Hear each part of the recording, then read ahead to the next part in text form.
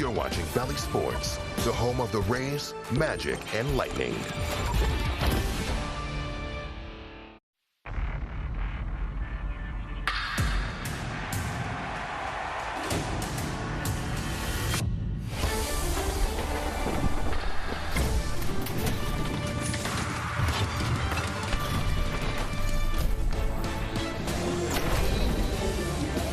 We welcome you inside Tropicana Field for an afternoon of Rays baseball. This will be the wrap-up game of the series between the Rays and the Texas Rangers, and for the Rays, the wrap-up of their first homestand. Well, again, everyone, welcome. With Brian Anderson, Dwayne Statz, and Doug Wechter will be with us throughout the afternoon from the photographer's well adjacent to the screen. Doug, we'll hear from him in just a moment. BA on the hill for the Rays. That will be the right-hander facing Nathan Eovaldi, Aaron Civale. And Civale is coming off an outstanding outing in his first time out of the year. No question about it. There was a couple of things that I really liked from Aaron in that start. Number one, I thought he was masterful at changing speeds. When you think about his cutter and his two-seamer right down to that sweeper and the curveball, really kept that Toronto Blue Jay lineup off balance. On top of that, his command was superb. When you combine those two aspects of a starting pitcher, he's going to put together a very good outing, and that's exactly what he did here. 6 strong innings, getting a little help defensively here, rolling up that double play, but 6 innings, the 1 run, just the 1 walk, 6 strikeouts, maybe his best outing as a Ray. That's what I saw from up here. Dougie, what'd you see? Yeah, you know what? I saw a lot of the same thing, but you pointed out the command, BA, and that's what I want to highlight. The command was very, very good, very, very sharp last time out. He was efficient, and his command was so good because of the delivery. To me, it was a compact delivery. It starts with the arm stroke. Watch as he goes downhill. The ball does not get below the belt.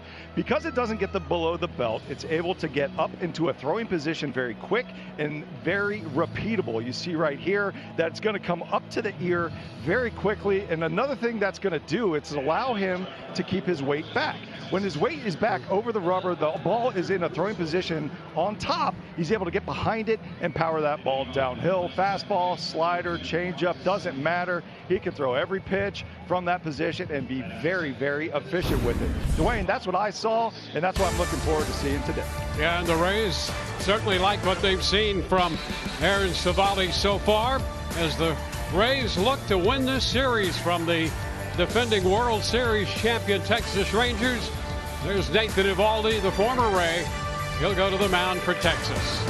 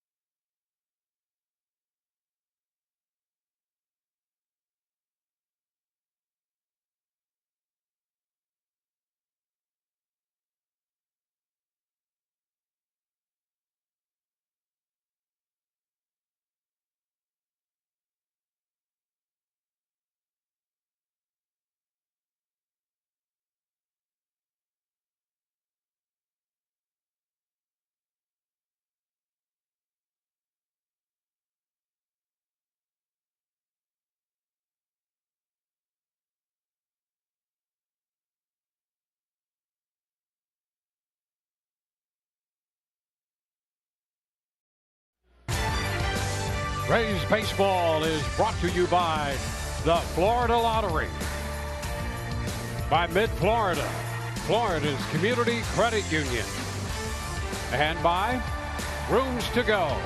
Get fashion, style, and quality all at low prices on every item, every day.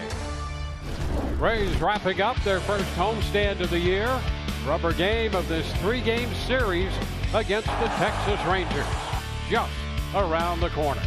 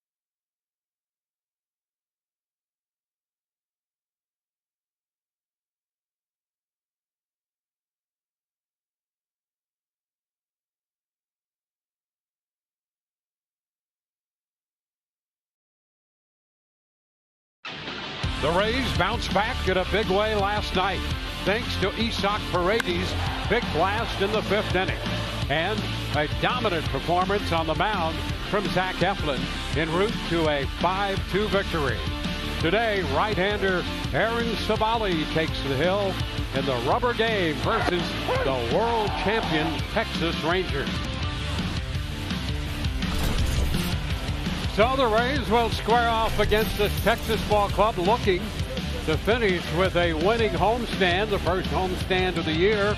They'll be heading out to Colorado and then to Anaheim on the next road trip before getting back here on the 12th against the San Francisco Giants. Giants and the Angels will be coming to Tropicana Field for that one. But this afternoon, we have the Rays wrapping up the stand against the Texas Rangers with Doug Wechter in the well. Brian Anderson up here. I'm along for the ride, folks. I hope you are too. Should be fun. Let's take a look at the starting lineup. Texas will have Marcus Semien to lead it off. This is brought to you by your local Ford dealers. Corey Seager hits second. Wyatt Langford, one of those great young players in this lineup, hitting third. Garcia, Walt Smith, Duran Heim, and then Tavares to round it out for Bruce Bochy. Well, making his second start of the season and really coming off of a gem against the Toronto Blue Jays. It's going to be right-hander Aaron Savali, and you take a look at his line. Very efficient, 86 pitches spread out over 6 innings of work, 4 hits, and earned run. Thought he was absolutely fantastic. We touched on it in the open of the show, how good he was at changing speeds, and the command was there. Top of the zone, bottom of the zone, inside, outside, was very, very crisp with his stuff, and you can see that he comes at you with an awful lot. That cutter two-seam, the sweeper right there. He threw 16 of those in his last start, and that's a brand new pitch for him. That's like his new toy. He combines that with the curveball to give a couple of different looks on his breaking balls to the hitters. Take a look at the Rays defense brought to you by Yingling. And in that outfield left to right, we've got Randy Arozarena, Jose Siri, and Richie Palacios. Infield third to first. Isaac Paredes, Jose Caballero, Brandon Lau, and Yandy Diaz. Back behind the plate will be Ben Rortvedt. And here we go. Marcus Semien stepping in for Texas. Aaron Savali all set to go to work. And the first pitch of this game is a strike call. Larry Barrett behind the plate, calling the balls and strikes. We are underway.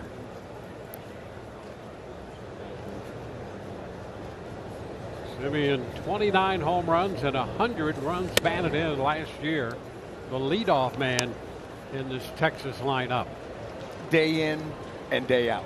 Now, this guy just does not take a day. He can play. He's going to be out there, and he is ultra productive. Shot into left field. Arozarena to his right toward the corner. Makes the catch. And that is out number one. That's the way this one starts. I'll tell you what, fellas, right away, I'm going to jump in here and talk about the speed of the game. That ball right there off the bat, you can hear the crack of it. Just a different angle from down in this well. And I got to see Randy Arozarena and the jump that he took right there. Really nice. Right off the bat, good read. Yeah, thought the same thing. First of all, he was positioned perfectly. And then the jump that you saw, Doug, you're absolutely right, because that ball was in the corner. That wasn't like a straightaway line drive to left field. I will be interested to get your perspective from being down there close to the field, because you're right, the game moves so quick. I remember one time, you know, we take a look at the jump that he did get to close that down. We had a rain delay, and Mike Hargrove, our manager at the time with Cleveland, he said, you know, the interesting about this game of baseball, he said, the further you get away from it, the easier it looks. He said, you watch a game from the dugout, you see where everybody should be, you know, in the stands, watch a game on TV, it looks simple. Just keep throwing it to that same spot. He said, but once you get down on that field and realize how fast it moves, you get a new appreciation. Yeah, that's what they mean when they say the game speeds up on you. And you get down there on the field at that level, it certainly does. Yeah, I mean, you have to have your head on a swivel. 2-2 the count on Seager.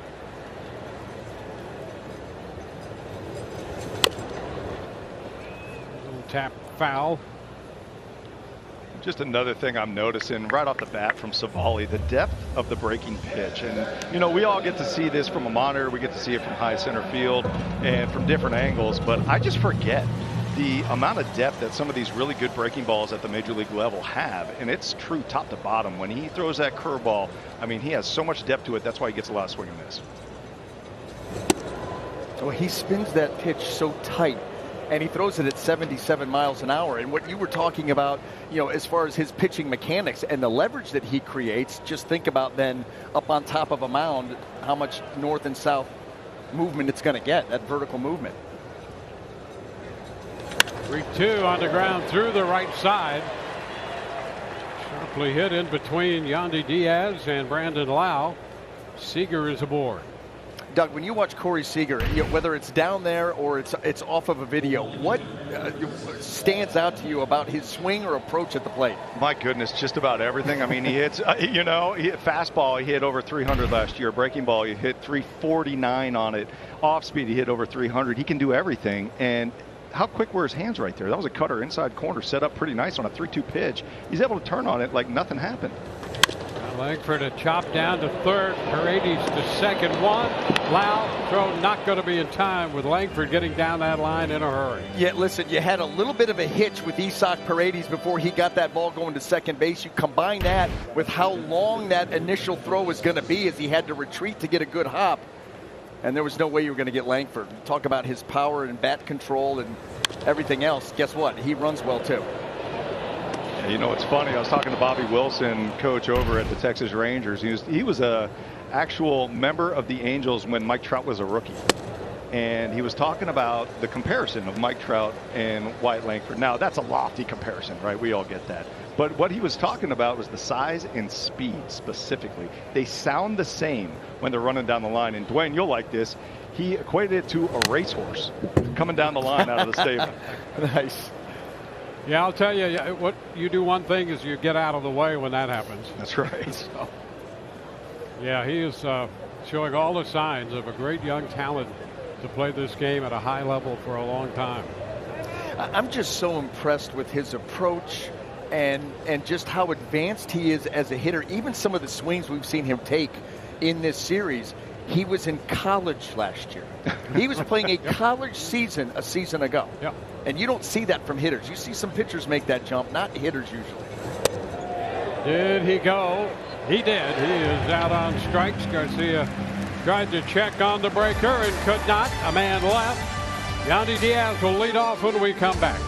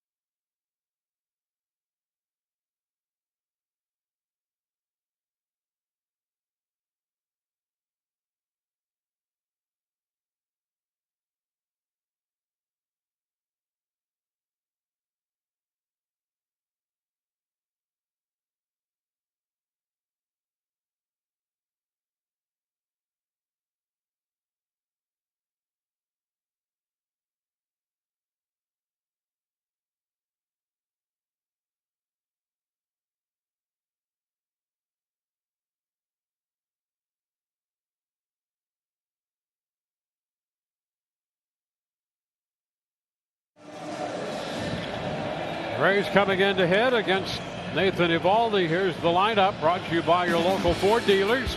Yandy Diaz leading it off, followed by Brandon Lown, Randy Rosarena, Isak Paredes with the long home run down the line last night. It's cleanup. Palacios, Ramirez, Caballero, followed by Rortvedt, and then Siri to round it out.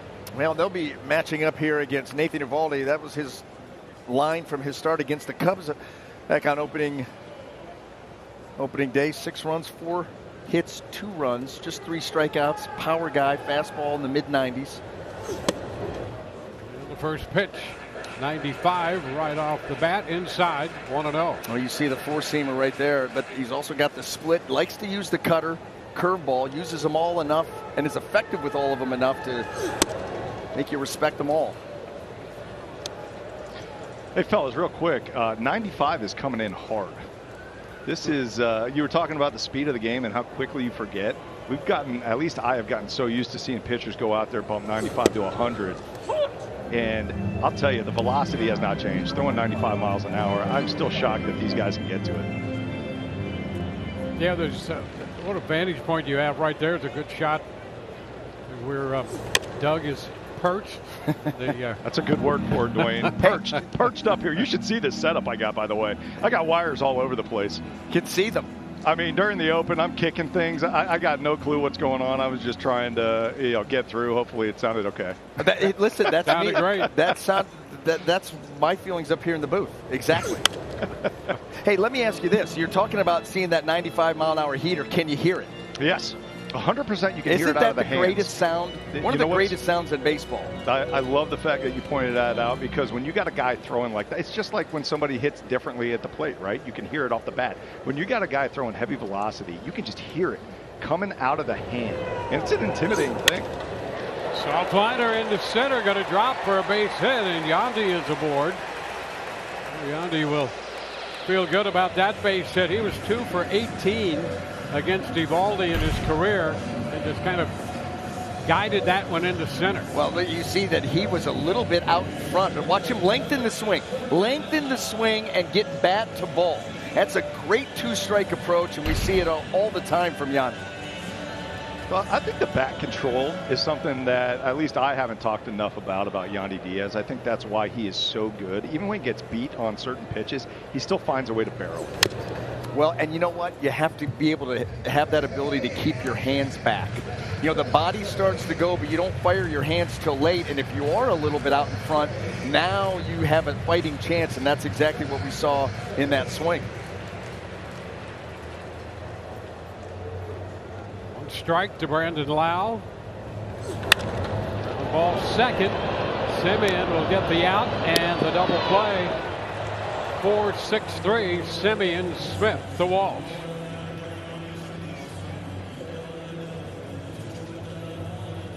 You know, something that's interesting to me about Nathan Ubaldi is the fact that he rolls so many ground balls. You know, this is a power pitcher going out there sitting 95, 96 miles an hour. But he has a very high ground ball rate. 51% ground ball rate. Average is closer to around 30. So he'll go out and be able to get you those double plays. Randy Arozarena taking ball one. How about this, Doug, just to follow up on that point that you made. He's had 3 opportunities this season to get a ground ball double play. He's 3 for 3.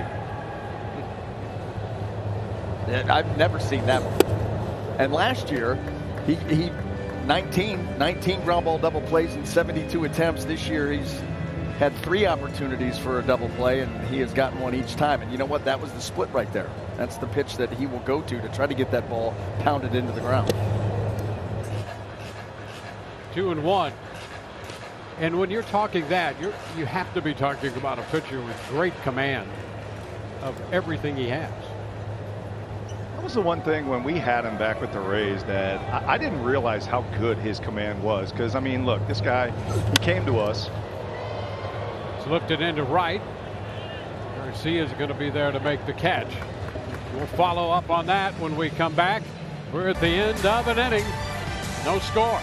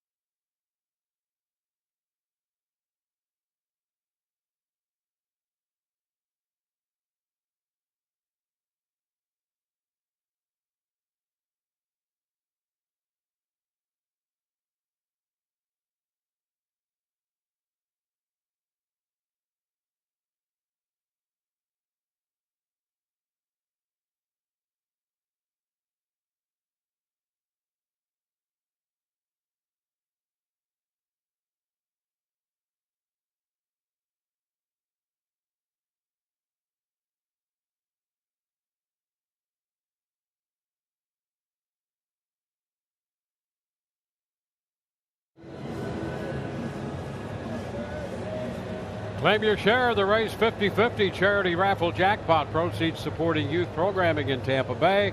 You can win big and support the community. Visit rays5050.com. Jared Walsh leads it off. The first pitch from Aaron Savali comes in upstairs. Walsh, the former Angel, a couple hits in the game last night. Going to be foul, back and out of play.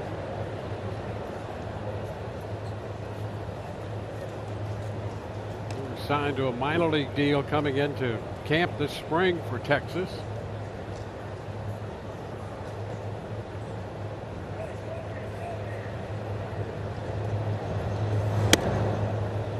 Just missed there, not by much. 2-1.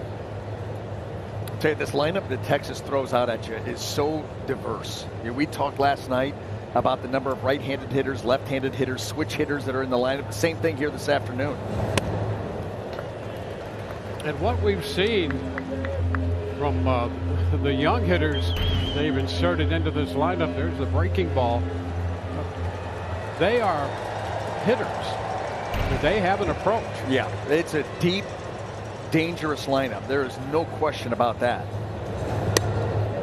And Savali thought he had the strike zone there, and it appeared that he did. Yeah, sometimes these umpires will get fooled because guess what? That was a breaking ball. Breaking balls typically aren't meant to be at the top of the strike zone. So you see a hanging breaking ball up there high, and it's just a knee-jerk call to ball, even though it looked like it snuck in. You know what's interesting? They're actually teaching that nowadays, to throw the breaking ball up in the zone because you get so many batters that take that pitch. You know what? That boggles my mind. Think about how the game has evolved. And the ball 4, Ortvedt couldn't find it immediately, rolling behind him. And Walsh will get a walk. I mean, that was the last thing that you wanted to do. You know, that you'd be chastised for hanging breaking balls. Now they're teaching it. Right. If you wanted a hanging breaking ball, I would have been your guy. Nice. You were before your time. That's right. I was just ahead of time. That's all, D. Wayne. You saw it. You called all the games. Here's Josh Smith. And he takes ball 1. You know, guys, what I'm seeing down here from Savali, one of the interesting things to me is that he's on the far left side of the rubber, right? And when you're on the far left side of the rubber, usually you want to let the opposite play out, right? You want to stick the inside corner because that's where your strength is. But, you know, B.A., I was wondering, which side of the rubber did you throw off of and why? Well, I was over basically I started on the first base side, but it was hard for me to keep a fastball on the outside corner from the first base side. I had to be so fine. So because you're trying to get some run and get that two-seamer to move down and away, because that was my bread and butter. Establish the fastball down and away, pound guys in, and then here comes the changeup. So then I moved over to the third base side to try to allow myself a little bit more margin for error to get the fastball and the changeup down and away where I needed to. And then guess what? I'm that much closer to the right-handed hitter to be able to bury that fastball in. Now, I wasn't able to create an angle to bury it in, but I was still tighter to him and could get that ball in there. 1 out with 1 on. Ezekiel Duran sends a fly ball into right. Palacios is going to be there to make the catch, and after the walk, a couple of quick outs on the 2 fly balls. You know what's interesting when you talk about positioning on the rubber, I would go to the third base side. And the reason is because my best pitch was the cutter / slider, right? I could manipulate my cutter to get to a bigger break if I wanted to, but I wanted to be able to bury the fastball, forcing fastball inside on the hands of a right-hander and let that slider / cutter play off of that pitch. Yeah, and you create that angle. I mean, right. you're closer to the right-handed hitter, so you can bury it in there, and then all of a sudden you take the cutter, the slider away from him from that side of the rubber, and that's a tough angle for that hitter.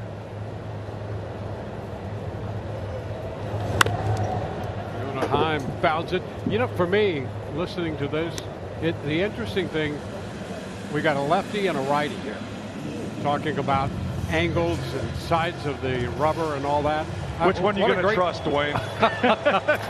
Yeah, see, there you go. You put me right in the middle. Put me right in the fire. We're only in the 2nd inning. Thank you. This one is upstairs. 1 ball and 2 strikes. Because it really is a game, and you guys know that better than I do. It's a game of angles and command. And a change of speed once in a while. Yeah, that was very important for me. That pitch pretty close right there. Just stayed a little wide. 2-2. You know, and it's tinkering through the years. Like I said, I started on the first base side and then realized, yeah, well, that gives me a good angle on the fastball into the right-hander. Doesn't give me a lot of margin for error for the two-seamer away. Pops him up. Short center. Siri, a long run. Can't get there. Walsh will go to third. And stopping at first is Heim. Hey, Doug, I got to ask you this. Is it me, Or does it seem that here in the first week's worth of games, there have been an awful lot of pop-ups that have been hanging in the air for a long time that no one can get to? And how about this? How about some hustle doubles that we've seen? Yeah. And you're right on point. You guys are right on point. And the reason for it is because I was actually talking to Michael Johns, first base coach for the Rays, and, base running coach, outfield coach, and he said the turf is a little bit slower right now. The brand new turf, it looks gorgeous, but it's a little bit slower than what it was last year just because of all the fill. It hasn't been really matted in, hasn't been played on yet. And so we're starting to see different things play out in the field. Jose Siri might have been able to get to that ball, who knows, last year. But, plays like that have been happening a little bit more frequently, and we have noticed. And I think, personally, it might have to do with the speed on the turf. That's an interesting point of view right there. And I was also, wondering speed of the turf and where are these guys being positioned? Are they playing a little bit deeper? Mm-hmm. Ball 1-1. Yeah, off the bat and knowing that Siri was out there, the first thought process for me was that that's going to be caught. Yeah, right. Same thing. And he didn't really get that close to it.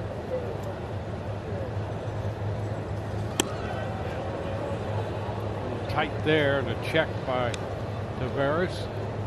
The turf does look great, and I'll tell you what, that we have had a lot of people come up and say that they love the hops. It's more natural right now. You're not seeing those high fly balls bounce over the outfielder, right? Mm-hmm. When they come running in on it, they're not taking these crazy trampoline bounces. Instead, they're taking hops like you would see on natural grass.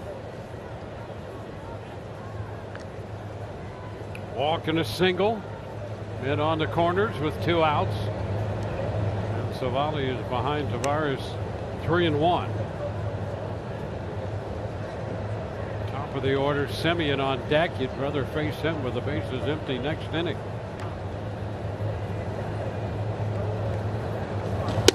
That's a strike. The count is full.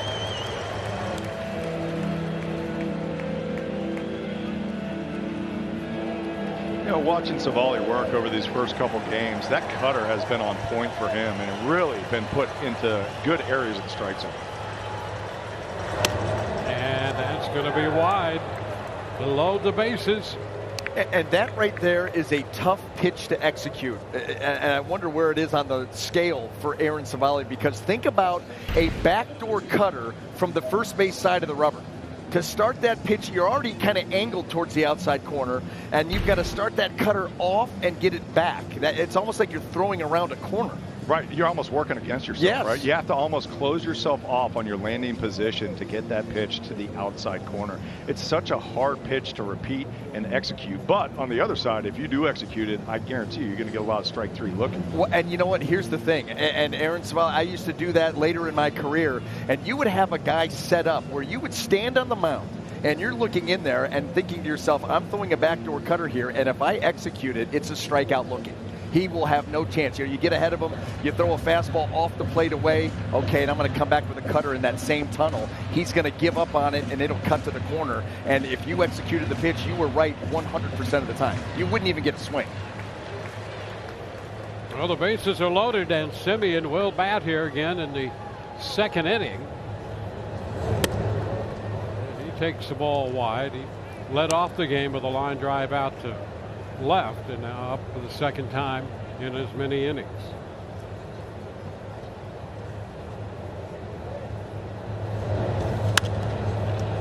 Is it out of play up the right side? 100 RBI man a year ago. And when you're talking about a leadoff hitter with 100 runs driven in, that speaks to how deep the lineup is. You have to have guys to be able to drive in, and he certainly had his fair share.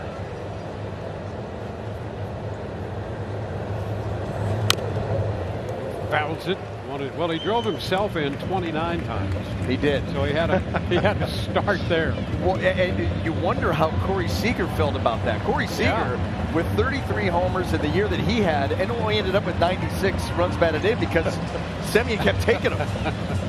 Dwayne, you remember Johnny Gomes in the booth last year when he said that his mentality was every time he stood on the plate, he was in scoring position? Yeah, absolutely. Gotta like with it. these two. Yeah. Yep. Yeah, 100 runs batted in for Semien, 96 for Seager.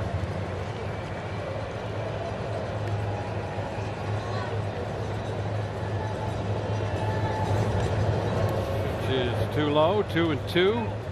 And between them, 62 home runs. And we talked about it yesterday a little bit, but to me, this is the best lineup in the AL. At least most powerful.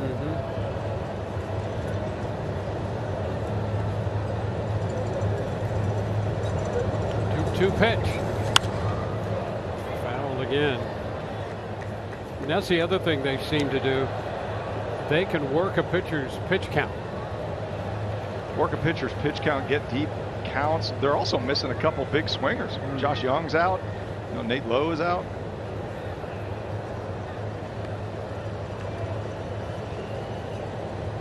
Two. Little tap. Going to be charged by Paredes. The glove and the throw. Got it. And Texas will leave him loaded. No runs, couple hits.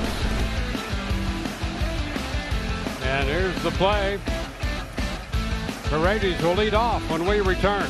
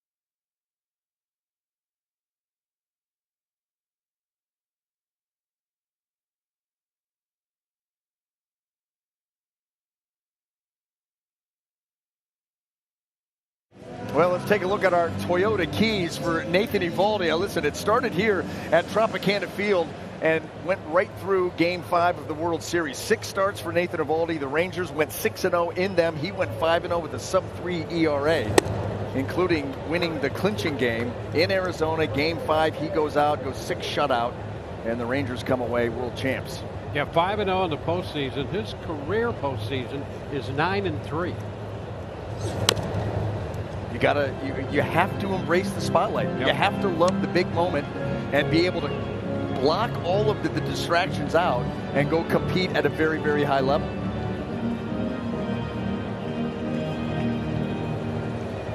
There just is nothing like postseason baseball. It really becomes addictive once you get your first taste. And some guys can handle it, some guys can't. Paredes is out on strikes, tied up. First strikeout for Eovaldi, number 1 in the second. Boy, look at that fastball, just driving it in, keeping it tight, and tying up Paredes with that swing. You know, one of the things I'm noticing from Eovaldi is how linear he is to the plate with his mechanics. And, you know, we talked about a power pitcher, command pitcher, and he goes out there, he's just so repeatable. He's so balanced when he finishes the pitch, and it's almost a throwback style, because a lot of times now you see these guys just throwing as hard as they can, spinning off toward first base, and a little bit erratic with the follow-through, but Eovaldi seems to be totally under control the entire time, and he's still a power pitcher doing it. Richie Palacios. Now, we were talking in between innings, Doug, and I thought you made a great point that he really learned how to become more of an efficient pitcher after going through a litany of different injuries and having to rehab and come back and kind of reinvent yourself. You know, I know he has at least one Tommy John. I think he has 2 Tommy Johns, something that you could speak about. But, you know, I remember going back from my surgeries, right? I had 2 shoulder surgeries and elbow surgery. I became a better pitcher after I had to go through the rehab process of that shoulder injury. Because you go out there, I remember going to A-ball, right? I'm in Vero Beach, and I'm backing up bases the entire outing, every outing. And I'm throwing 95, and I didn't understand what was going on. But, you know, it was just one of those things that I had to figure out how to pitch because these guys didn't really have the same approach that I'm used to going against. The short left there for Palacios, caught by Langford out there. It really boils down to, you know, if your best stuff is taken away, can you still get guys out?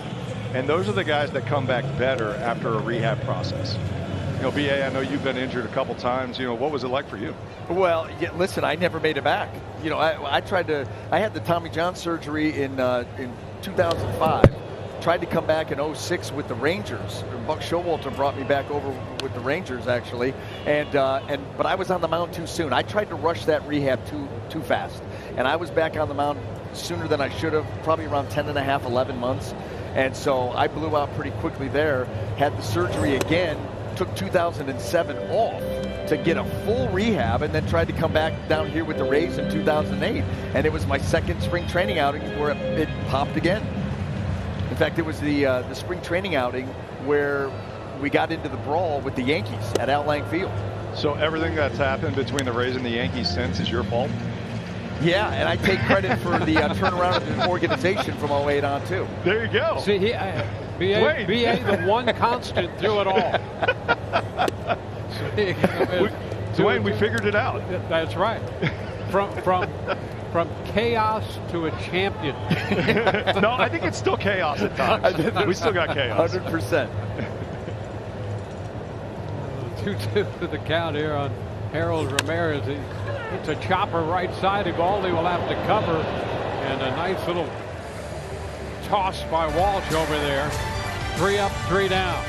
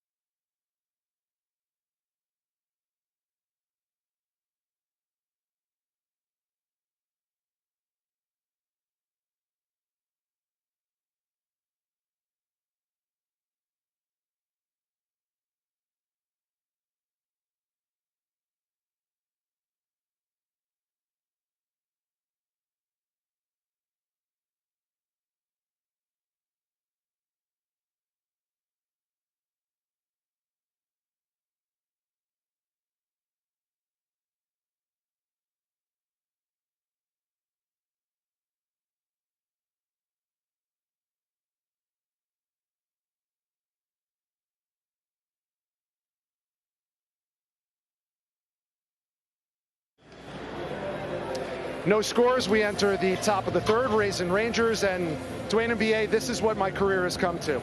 Welcome to the end of my career, apparently. I've now become the personal Uber Eats or DoorDash delivery boy for Doug Wechter in the well. Yes. How about that? Most important guy of the broadcast right here, boys. And apparently they weren't ready for Doug's corn dog to come because I can't even get in here to give it to him. You know how excited I am right now? Are we going to have to slide this? This is like Doug's in jail right now. There Trapped we in the go. well. I see a corn dog. Yeah. Oh. So Doug and I, a little background. Doug and I have been, well, let's watch this pitch first. Yeah, no, the second pitch of the inning is ball 2. Go ahead. So Doug and I have been talking about getting this Korean corn dog ever since opening day. It's over at Pig and Potato, right near our set, and it is the most talked about food item at Tropicana Field. Yes, it is.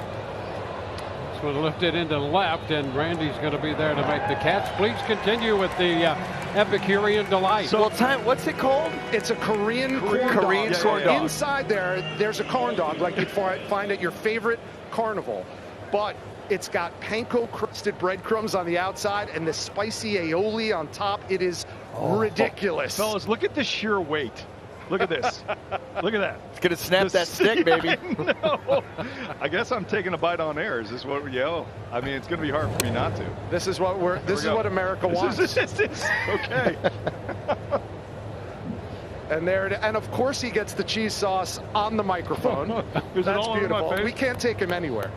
This is why we don't have nice things, Richie. I got to tell you, and then I'm getting out of your hair because apparently I have other deliveries I need to make now. But as I'm walking down and I see Doug in this well, I'm thinking two things. It's either like a puppy in a playpen, or it's an MMA fighter who got lost along the way from his training gym. Or a mix of both. I don't think an MMA fighter is going to put this down, but I'll tell you what, a Wechter will. I'm going to go for another bite here. There's mozzarella cheese in there. Oh, yes, there is. Breaking it down. Surprise. The gift that keeps on giving. This is foul. Rich gets a little hazard pay for that. Thank you very much, Dwayne. Little extra. Yeah, I'm getting it all over myself. I'm Doug, a mess. this is why when I asked Kevin Cash about Wechter Wednesday, he added the third W, which is why. Why That are was we classic. doing this? It was classic. And I should not have worn a white shirt. Spicy aioli all over the postgame, boys. Yeah, you've already got shrapnel all over the equipment. Full count here on Langford. Yeah, Dwayne, we need Savali to punch this guy out so I could get out of here. I'll just go back to the corn dog, boys. And that's going to be a strike on the outside corner. Hallelujah. That will set Richie free. All right, I'm out of here. All right, Someone's got to let way me to out. go. Who's in charge of letting me out? Anyone? Bueller? This is going Bueller? exactly how I thought it would. Ooh. Fantastic. I love it. Doug, you and I are going to be here for the postgame show, too. Well, it looks like you exciting might stuff. be here for all nine. No, they're letting me out. They're letting me out. I'm free. See you guys. See you, buddy. All points bulletin now. So, spicy aioli all over the microphone, fellas. So if I'm a little muffled. It actually is really good. I will say that. 2 strikes, the count, a breaking ball there from Savali into the zone for strike 2 on Garcia.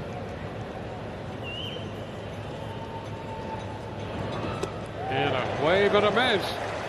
Well, not a lot of action on the field, but a lot down there around Doug Wechter. We go to the bottom of the third inning, brought to you by Kane's Furniture.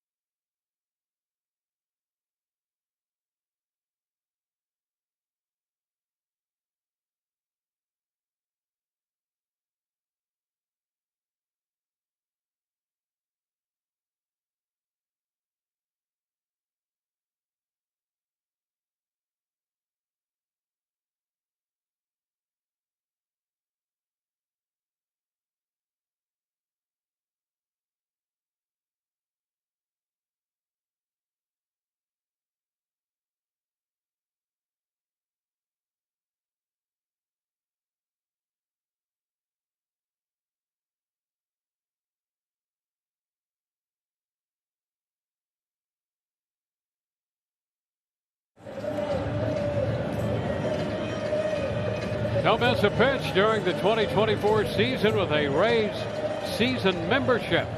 Pick the plan that best fits your needs. Visit RaysBaseball.com/season membership. So Caballero leading off takes it down and away. Caballero, the 7th hitter in the Rays lineup. He opened the first for the Rays with a base hit. He raced on a double play as the Rays faced Nathan Eovaldi.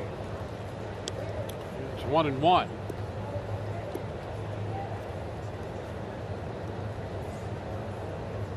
Eovaldi making his 2nd start of the year.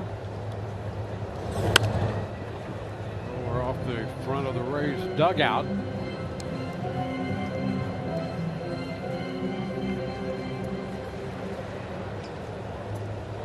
Caballero 5 of 15 with a double in the mix. He's driven in 3 runs.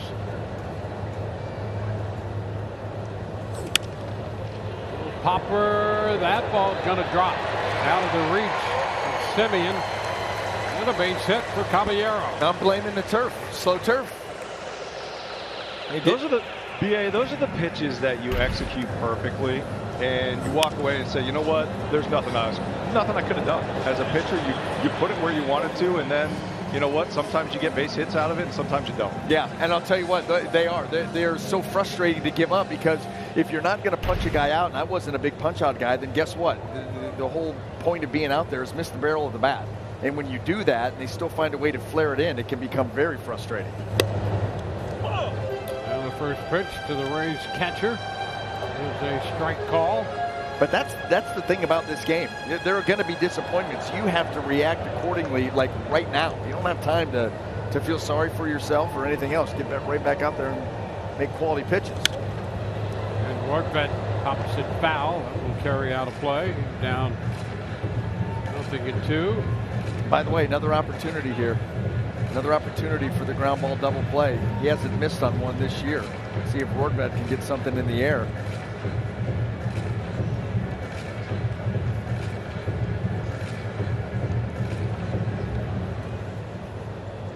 Although right here, he wants that punch out.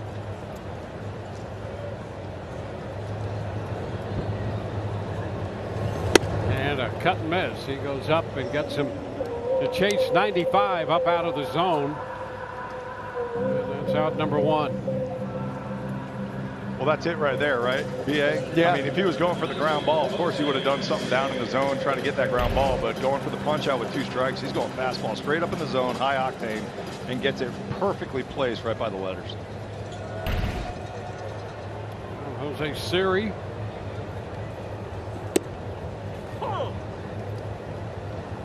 Drops that pitch in there for a strike at 87.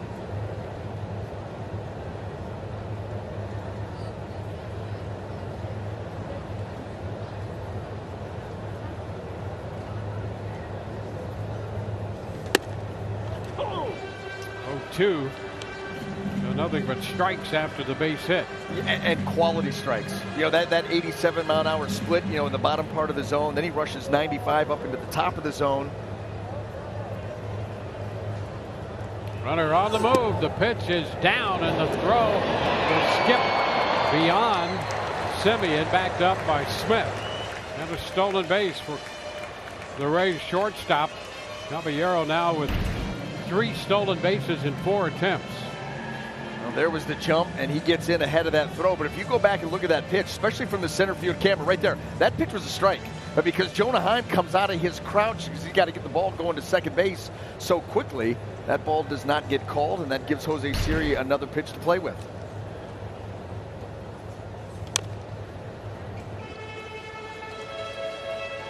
I'll tell you what, fellas, the aggressiveness from the base running that I've seen from the Tampa Bay Rays so far this year is outstanding. And what it's going to do, it's going to play some mind games on some of these pitchers. I mean, it's going to frustrate a lot of these pitchers because there's so many things that come into play. Not to mention, it's embarrassing when teams are running all over you. So I am loving the aggressiveness. 2 is fouled out of play. Well, 3rd inning of the 7th game of the year. The Rays are 9 of 11 in the running game.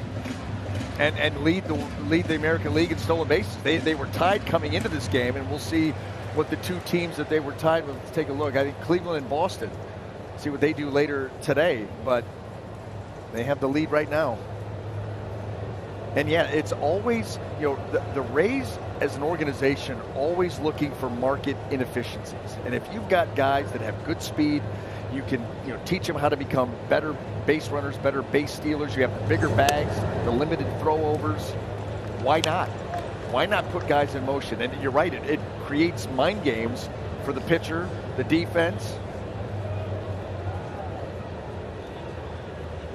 Well, the running game certainly has increased and become a bigger part of the game than it was not that long ago. 2 Now years full ago, count. the bases were 15 by 15 inches, 15 inches square. Now 18. So you're that much closer. Now that's 3 on the first base side and 3 on the second base side. So your distance has been cut down. And a chase by Siri. He is out number 2. You know what's funny is with all the rule changes that were happening, you know, I thought the one that would be least important would be the bigger bases. I just didn't think they would affect the game that much, and I was totally wrong. I think that plays into it for sure. I mean, you got 3 pizza boxes out there for bases right now. Yeah, and New York style. Yeah, New York much style, more yeah. alluring. That's right. Well, and think about it. You combine that with now you've limited the pitchers on their pickoffs or their step-offs. Forget pickoffs, just stepping off the rubber. And so you take those in unison, and there's more incentive. Jonesy quickly behind in the count. This 96 right there. Well, essentially, I mean, you have 2 chances to pick somebody off, and if you throw over the second time, you better know you're going to get them, because on the third one, they're gone. And we've already seen that a couple of times here in the early going this season. See another 2-strike pitch.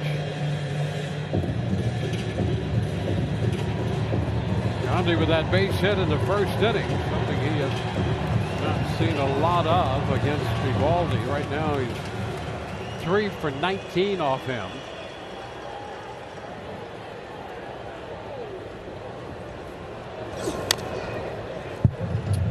Another piece of that one, still 2 strikes.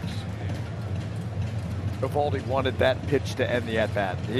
That was a frustrating foul tip there by Yandy Diaz on that split that was down and in. And he was able to just get a piece of the top of that baseball. And he gets tougher with men in scoring position. And a good battle here on a foul ball coming in. The opposition hitting .211 off Vivaldi with men in scoring position 168. That's being able to just bear down and make quality pitches, really empty the tank for that particular inning, for that particular hitter. That's some outstanding work when you're in trouble.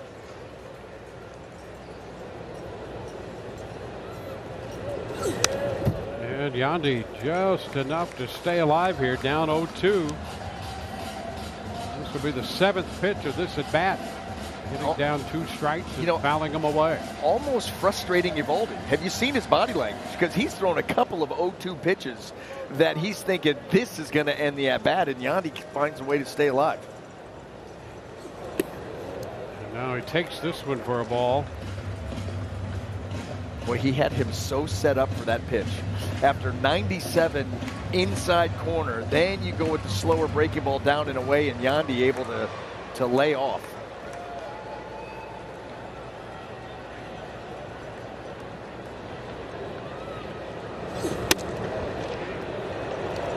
2-2. Left pitch right there. Off there. That splitter is so hard to lay off. Looks exactly like the fastball. 6-mile-an-hour difference. Typically the fastball coming in top of the zone, that splitter coming in bottom of the zone. And the splitter's the interesting pitch to me because it's not designed to be a strike. Chopper foul back to third. How about this at bat? And it feels as if Yandy's getting more and more comfortable. He's seen everything that Vivaldi has. Well, I'll tell you what, fellas, after about 6 or 7 pitches and you've executed a lot, I've been there where you get fatigued with the same batter and you almost give in a little bit. You almost want to just throw it over a little bit more of the plate just to get that guy out of the box, and a lot of times that hurts you. You just wear down the pitcher. It's number 10. And how about this? After getting down 0-2, Yandy has worked it all the way out to 3-2.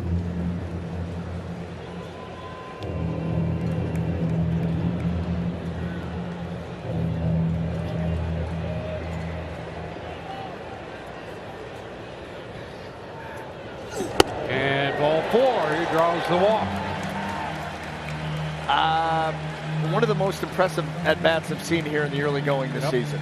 To be down 0-2 and have to foul off as many tough borderline pitches as he did and then be able to work it to a walk, that is some kind of AB by Yandy Diaz.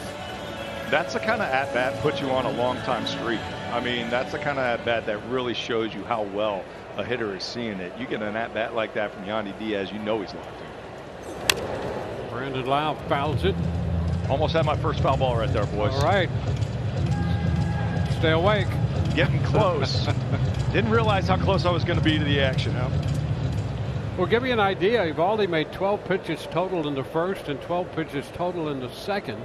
That was an 11-pitch at bat by Yandy Diaz. Brandon is down 0-2. Yep, that's it. I didn't read that until I got in here. Please. I don't know if I would have signed up for this one. Please be warned. I'm jumping behind DJ if anything comes over this direction. All-star cameraman. Yes, sir. The best. 2-strike count here on Brandon Lau. And that's upstairs.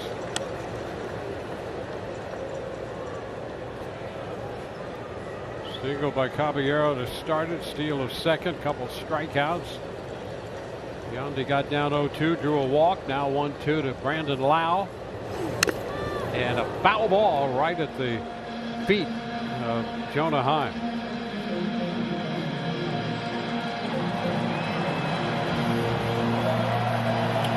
Brandon has had more at-bats against Eovaldi than anybody in the lineup, but more hits. Came in 5 of 22 with a home run. Down 1-2 now. And lifts it foul the other way. It's going to be out of play. A couple back-to-back at-bats where you get Nathan Eovaldi 0-2 and then they continue to work the at-bat. Eovaldi having a tough time putting these batters away here recently.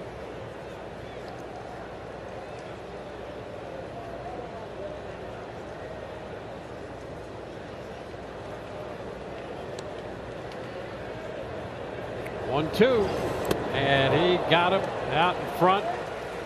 Breaking ball ends the threat. The Rays leave 2. No score through 3.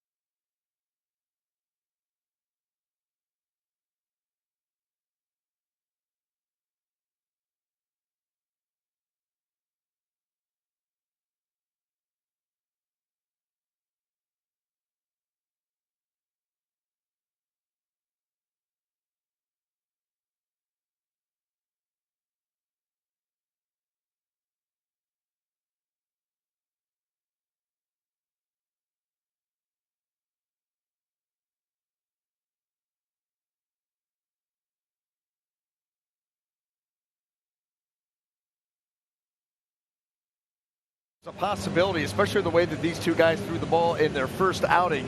You had a chance for a nifty little pitcher's duel, and so far through 3 innings, that's exactly what we have, as you can see right here. Nothing on the board. There have been some base runners, but these guys have been able to pitch around them. Jared Walsh leading off the 4th, and there's a first pitch strike. The Rays pushed Eovaldi to over 30 pitches in that bottom of the 3rd. Now Savali goes to work. Pitch did not come back all the way, and it's 1-1. A couple strikeouts, 2 hits allowed, 2 walks. Now it's 1-2.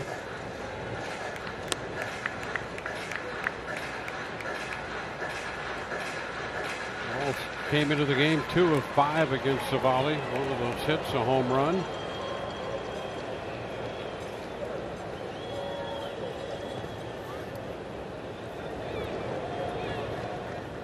Two.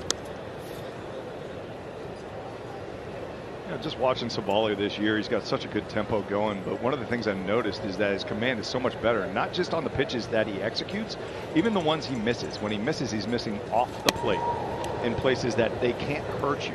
I thought last year sometimes when he missed, it was a little bit more of the plate and caused a few more barrels than he would have liked. But now we're seeing him locked in, and you know, when a pitcher's locked in, that's what happens, right? If you miss with the breaking ball is going to be under the zone. It's not going to be hanging.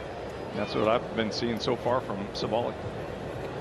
Walsh with a full count, taking some time out of the batter's box, and Savali's all set to go back to work now. 3-2. He got it. He went upstairs and picks up the strikeout. It's the 4th strikeout in the game, 3rd in a row for Savali. He loves that cutter with elevation, especially to left-handed hitters. And right there it is. Very enticing, close to the eyes. He gets some pretty good carry on that cutter. And there's a look at that pitch driving right through the zone and right through the swing of Walsh. Josh Smith. Strike.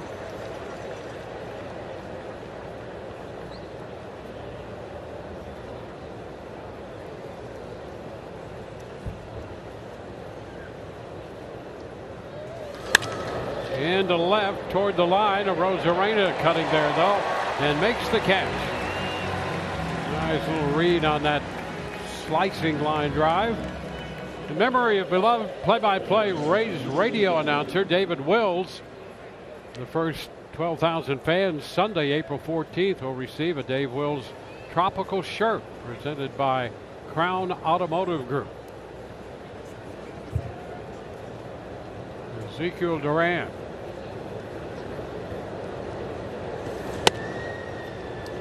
Leans away from a pitch a little bit close.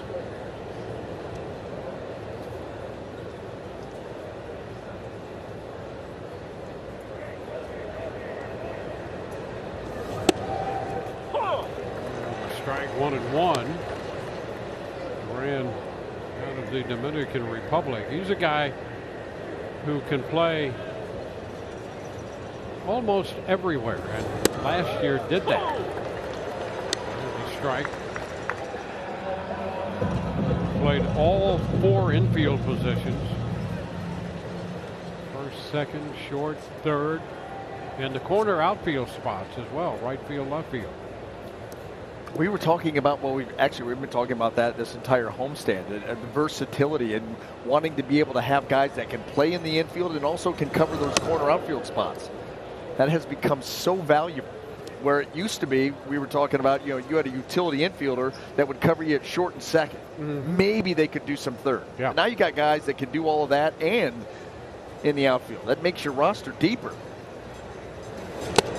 Cutting a miss. He is out on strikes. 2 strikeouts in the inning for Savali, and we are scoreless mid-4.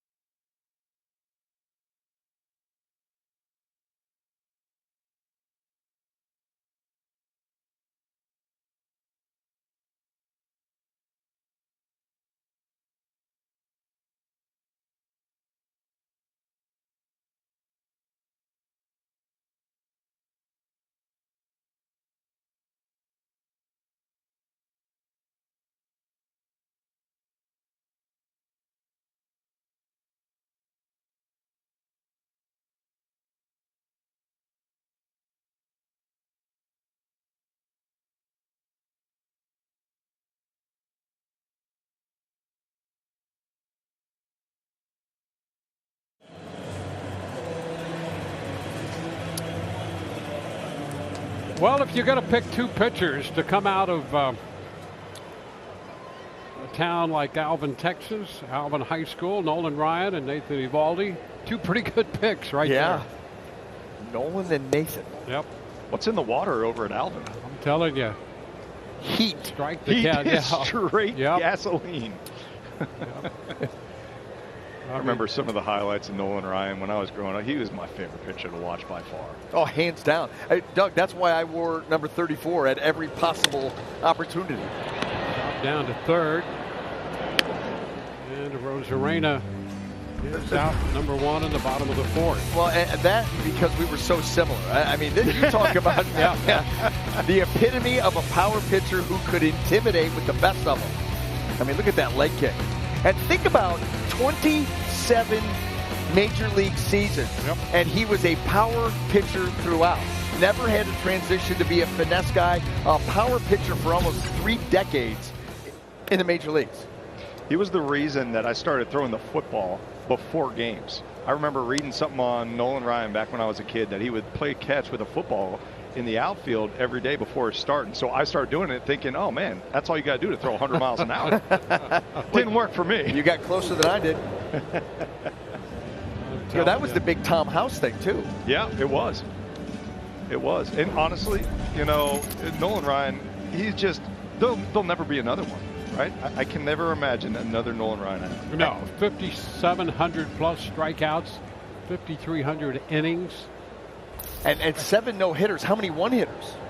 I mean, he had a boatload of those. He did. So he came. I think he was in maybe double figures. I think you're right. In one-hitters. In one-hitters. Yeah. I mean, it's pretty amazing. And it was said that, that was back when no one threw 100. And they had said that they had clocked him at 108 plus. How about that?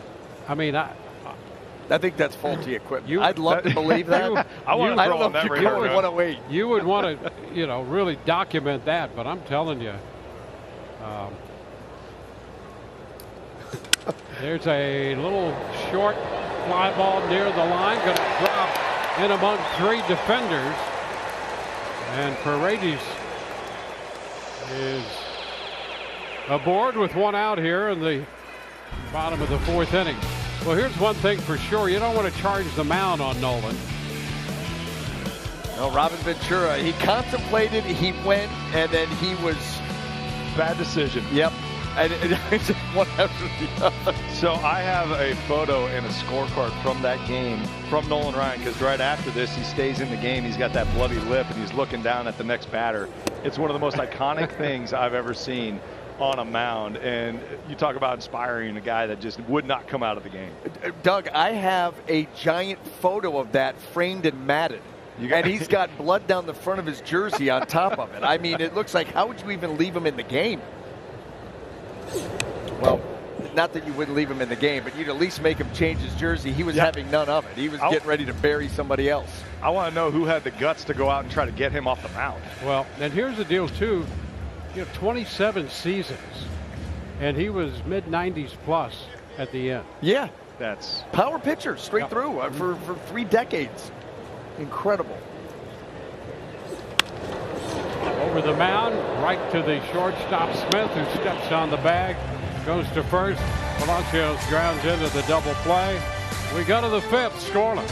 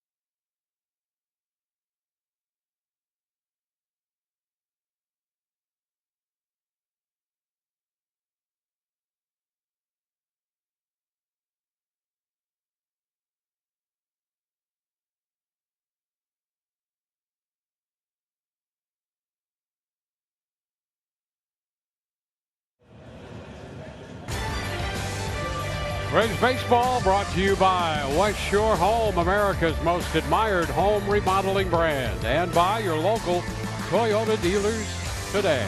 Toyota, let's go places.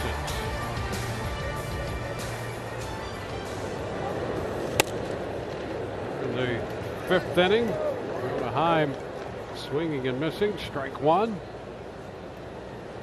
No runs, 2 hits for Texas. No runs, 3 hits for the Rays. And there is strike 2.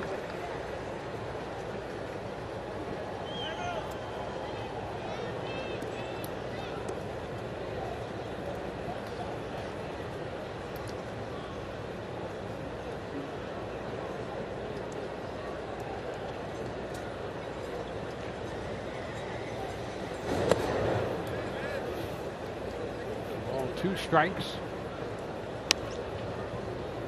Well, I'm really liking the mix so far from Savali today. Sinker, cutter, curveball is mainly what he's going with. All 24 to 30%. Interchangeable right now. And then how about that? Drop the changeup. Hey, listen, you're right. The change of speeds and the different mix that he's giving this very potent lineup. Look at that pitch. Starts right in the middle of the plate, and then it just buries itself down near the shins. Last pitch you were expecting right there if you're Jonah Heim. Has he thrown a changeup? I don't think so. I think that's the first one. Yeah. And 5 of the last 6 outs have come on strikeouts. Tavares takes the pitch inside. 6 strikeouts total on the day for Savali.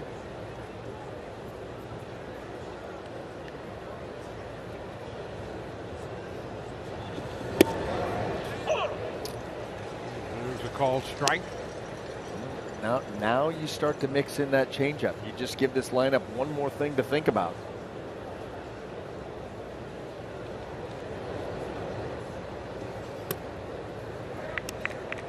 Two and one. You talk about 2 pitchers matching each other through the front 4.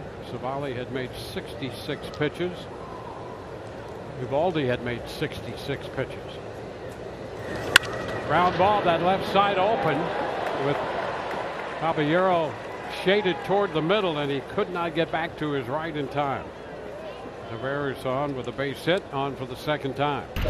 Man, you see where he's positioned right up the middle. That ball sharply hit.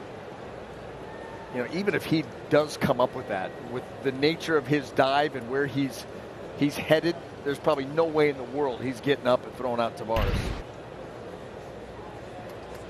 Marcus Semien. Ground ball back to third, backhanded Paredes. Out at second, out at first, and nicely done right there. Started by Paredes at third base. Boy, stamp that one with a star right around the horn.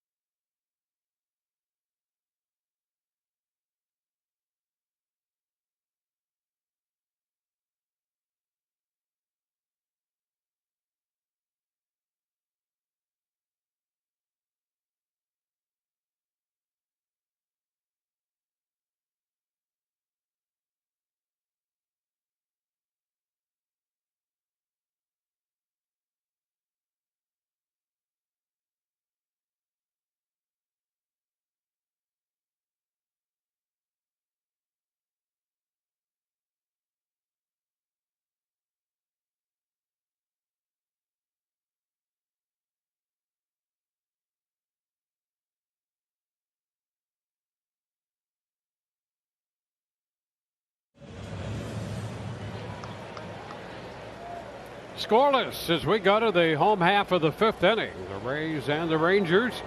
Harold Ramirez in the box to lead it off. First pitch is a strike. What a pitching matchup this has been.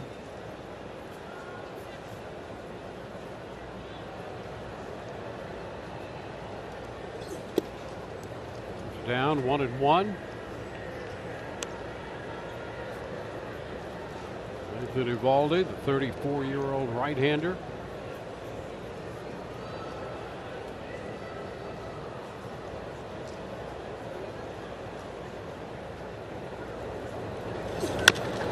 Chop by the mound, charged. Shortstop Smith up and out with the throw, and Ramirez is out number 1. Well, you know what? Let's take a look at our T-Mobile coverage cam. The play by Paredes to get the double play started. Watch how quick the transfer is. Falling away, that throw so accurate to Brandon Lau. There was no margin for error. And as quickly as he backhanded that ball and was able to get it to second base, yes, sir, Aaron Savali fired up. That was a heck of a play, and that is something we've seen here in the early going. Isaac Paredes down at third base. The defense has been outstanding.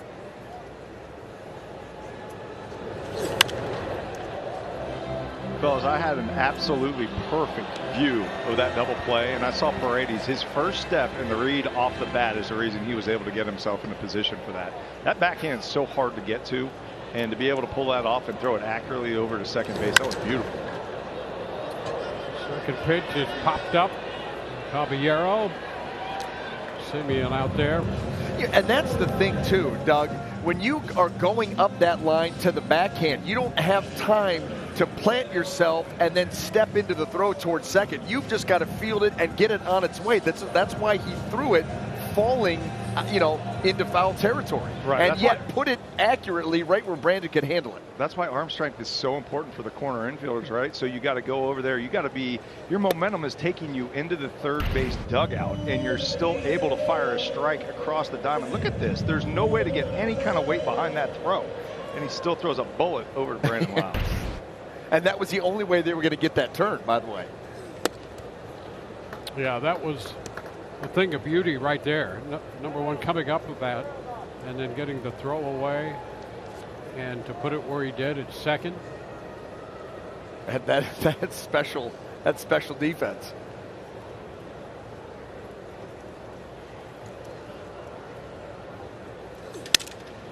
And a liner fair on the line up the right side.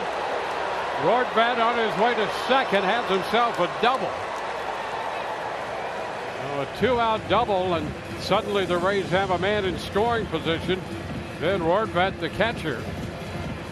That ball gets in on him right here. He cuts it in, gets it off the label, literally off the label, but that ball, he's left with half a handle. Look where it lands, right on the chalk, as you see the coconut husks coming up. I mean, that was perfectly placed for Jonathan Parra to make the correct call. He just turned to his left, and he was right on top of that play. I'll tell you what, one of the worst feelings in the world is as a pitcher, you execute the perfect pitch, shatter a bat, the guy ends up on second base. Didn't we talk about this earlier in the game? We did. I mean, it is. It's a frustrating thing, and that's why, now as the game's moving, you're in the middle innings. Pitchers have been outstanding on both sides. Not a lot of margin for error. That's why Mike Maddox is out there.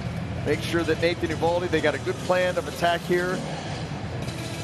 You know what else, fellas? And I know we talked about this, us three.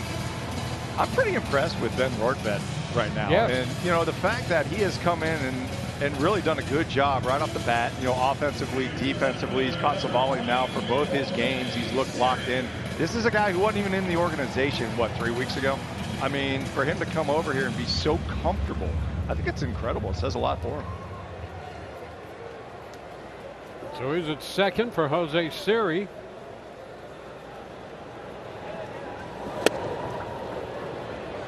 He's out in front. The curveball right there. Hey, Dwayne, with all the conversation here today, I've got a lot of wasn't watching in the scoreboard. I'm right with you. I got blanks all over the place. Especially when the corn dog came down. Oh, dude. I got blanks and aioli all over my scorebook. That's right. A little cheese. Well, this side's spot correct. Here. Look, that side's correct, fellas. Look how clean that is. Huh? And by the way, doing it in pen, very confident, even though I'm sure a lot of it's incorrect. Swing and miss, and series out on 3 pitches. The Rays leave a man at second. We got inning 6, no score.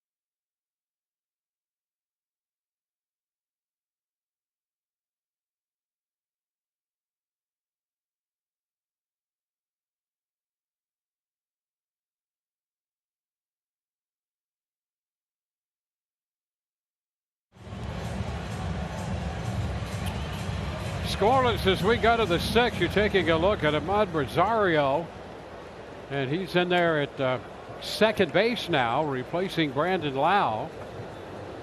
Corey Seager begins the inning for Texas and looks at a first pitch strike. So Ahmad Rosario enters the game.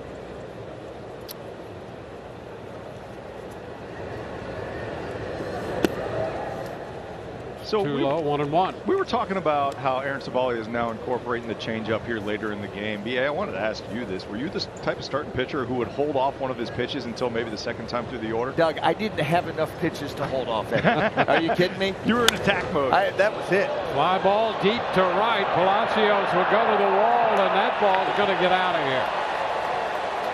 Seager on a 1-1 pitch breaks this scoreless tie with a leadoff home run in the 6th. When we take a look at this replay, I want to know how he kept that ball fair.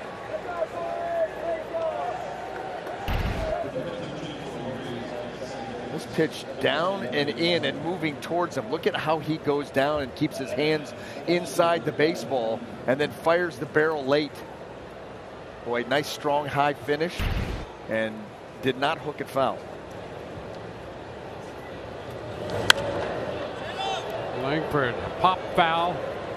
Yandy's after it from first. He's going to make the catch. Wardbett had a full head of steam from back of the plate, but Yandy in a better position made the catch.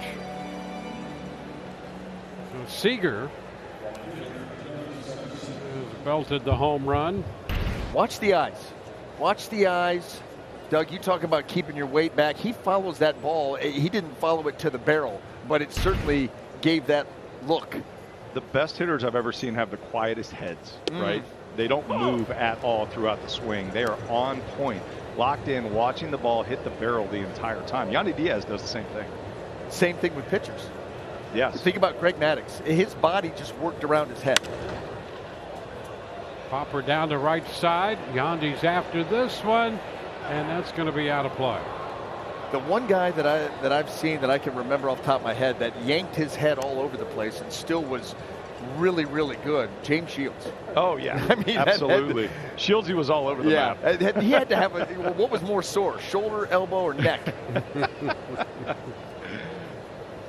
Former roommate of mine. Love that guy. Yeah. I knew him when he was Jamie. There you go. Gets to the big league, starts throwing CGs, and then he becomes James. Of course. We're in the big leagues now. That's right. It's a ball, 2-strike count. Seager has hit the home run to break the scoreless tie. 33 a year ago. And there's a strikeout of Garcia, dug out by Rortvedt. Hey, let's take a look at Doug Wechter here. Not from the mound, from at the plate. And look at him go right after, you know what, elevated a fastball, but it leaped middle. And Doug Wechter using the middle of the field. What was your approach right there? That was outstanding. Try not to pass out while I'm running the bases. Listen, real quick story about that one. So everybody in the bullpen, there was a little bit of a friendly wager on who's going to get the first hit, right, out of the relievers. And so that was my first and only major league hit. And to say I was excited about it is one of the biggest understatements, right? And so I'm on first base, I turn to the dugout, the bullpen, I'm jumping up and down, everybody's jumping up and down with me, everybody's so excited. Meanwhile, it's like a 6-run game. It's not a tight game at all. And so I get back out on the mound, give up 4 runs immediately, get taken out of the game. But I was smiling the whole way out. I got an average, boys. 1-2 the count on Walsh. Great story. That was a young Dougie Wechter with the goatee. Now I got some grays in there sprinkled in. Oh, tell me about it. Now I'm eating corn dogs and trying to cover up the grays.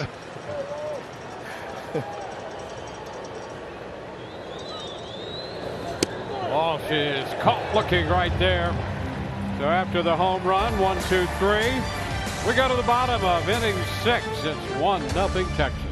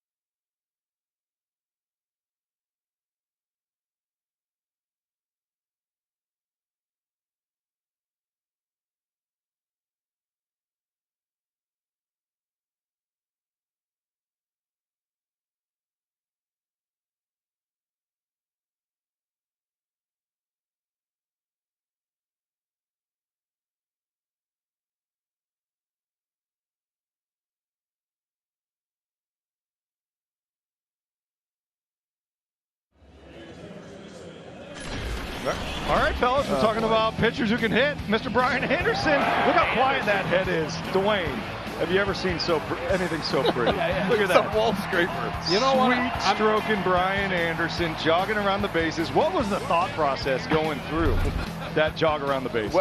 Well, I will tell you this. So, interestingly enough, that game was started by Joe Nathan. And we had scored 5 runs off him, and he had gotten 3 outs in the top of the first inning. Did not come out for the bottom of the second. So that was Mark Gardner who had come in, and I'm the first hitter that he's going to face. So he's coming in out of the pen, inning number 2. At least he's facing the pitcher to start him off, right? And I hit that home run, which gave us a 6-0 lead at that point. But that giant lineup was loaded. You know, Kent, Bonds, Aurelia, right down the line. And so my thought process when I cross home plate is, dude, you better pitch, and you better pitch well. You cannot hit a home run and get knocked out of this game early. So you had better go out there and close it down, hit the home run, and get the win. Unfortunately, that's what happened. That's a big day. That was a big day. Was it a fastball? It was a curveball. Yeah, Wow. curveball working its way down and into the left-handed hitter. Don't do it. I'll tell you, here's Rosario sending a fly ball into right center, and coming in, Garcia will make the catch on that after Yandy was out on the ground ball handled by Walsh with Eovaldi cover. I'm beginning to feel like I'm surrounded by the Sultans of Swat here. Well, you saw my only hit highlighted there. I think BA got it. What's your lifetime average? I know you know it, BA. I don't know it. It's low to mid 100s. Yeah. Okay.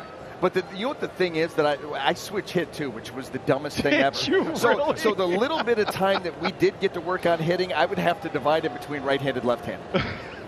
And it's funny because the furthest ball I ever hit was right-handed, and the home run that I hit was obviously right there was left-handed. See, Dwayne, he's just playing the numbers. Yeah, well, you know, you gotta look for every edge you get.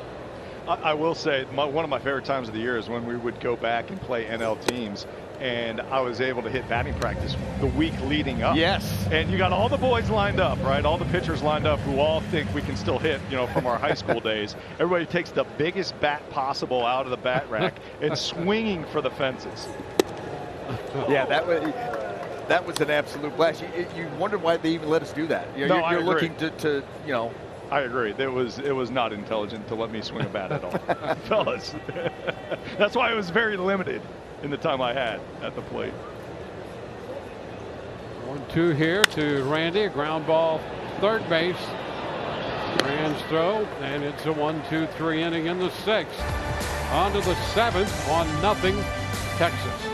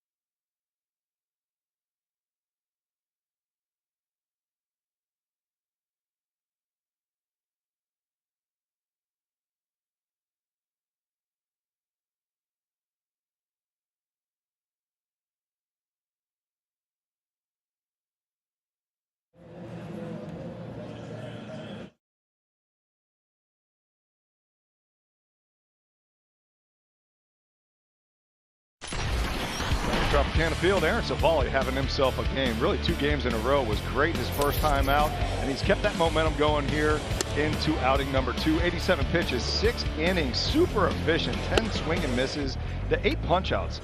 Great job of mixing pitches and locating extremely well. Mixed in even a changeup for that strikeout. I thought the cutter was on point along with the sweeper.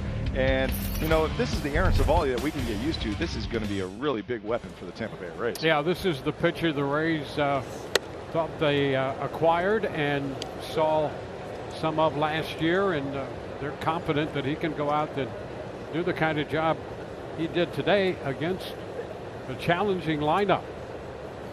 Sean Armstrong, the new Rays pitcher, facing Josh Smith.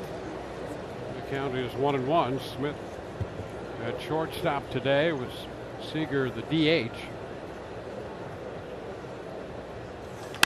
Ground ball, backhanded by Yandy Diaz, and he'll step on the bag.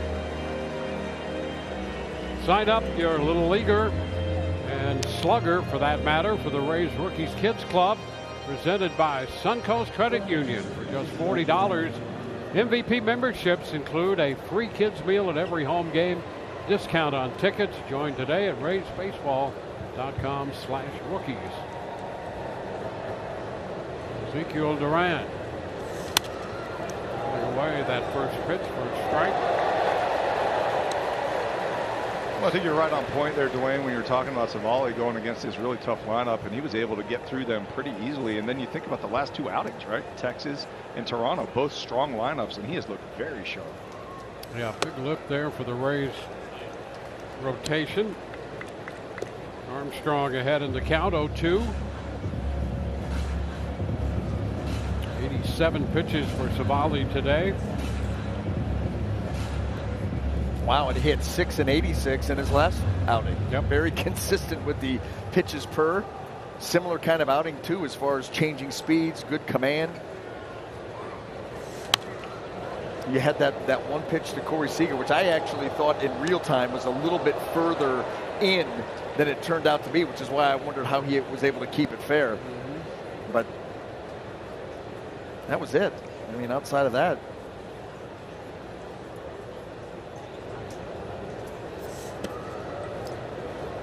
One ball, 2 strikes.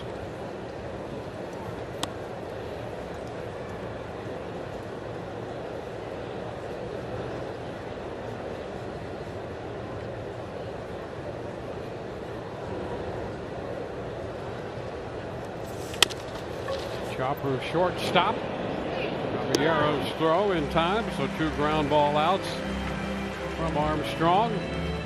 Suit up this season at MLBshop.com. Check out the largest selection of official jerseys, caps, t-shirts, collectibles, and more. You're up with the Rays at MLBshop.com.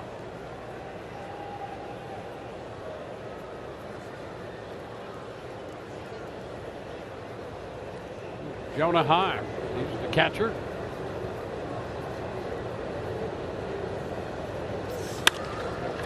Shot the other way, foul, on strike. Can we just take note of one thing here, Sean Armstrong's shoe game? The spikes that he has on the mound right now. If BA was a modern day player, these are exactly, that's the feet he would be rolling with. Hey, I'm going to tell you something. I have a new sport coat that I got this offseason that those shoes, would go well with. Look, listen to our guy, Doug, Dwayne. you're not surprised. What happened? You're not what surprised. happened? 2 years ago, he would have never said that. Well, listen, 2 years ago, my life was a little different. Well, the shoes look outstanding. You gotta, listen, new sport coats. Hey, listen, I was Top to bottom. I was wearing suits and suit jackets last year that I had been wearing when I was playing. And that's been a minute. So it was time to revamp and update the wardrobe. There's no question about it.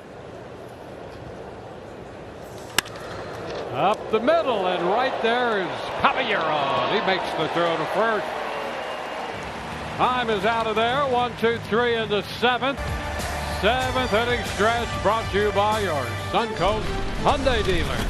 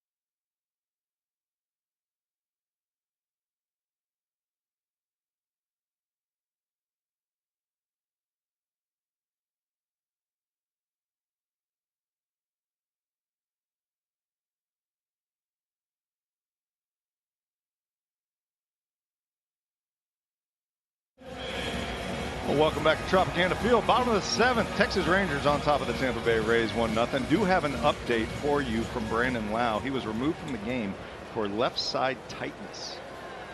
Day-to-day at this point in time. Okay. He replaced Rosario.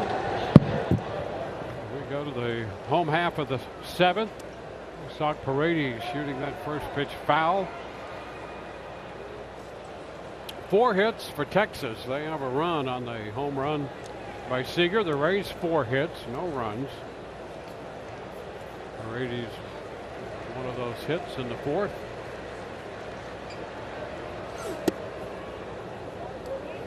One and one. You know, kind of interesting for me right now, I'm seeing Eovaldi go out there for the 7th inning. He's at, what, 85, 84 pitches. Still nobody up in that bullpen. Yep.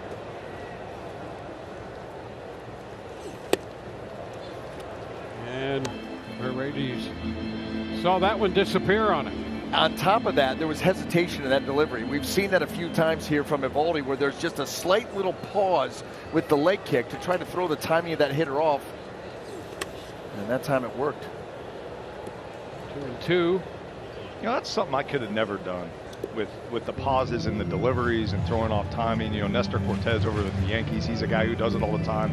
I just couldn't do it. I get my body moving in one direction and it's got to go. And you know, with pitchers, it's rare to find a guy who can do that, because all you're trying to do is repeat your delivery. That's how you throw strikes. So for a guy like Eovaldi, who's a power pitcher, to be able to change up that delivery and still execute pitches is pretty impressive. Long one, but foul.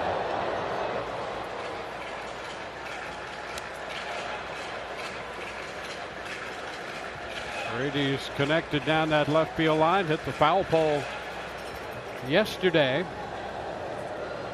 The Rays 5-2 win.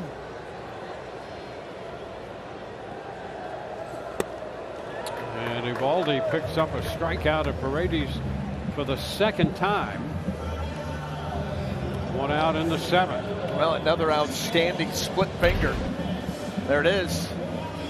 He keeps it right out over the plate. The change of speed and that depth that it gets. 6 strikeouts for Eovaldi. Palacio strikes this one. That's a strike at the knees.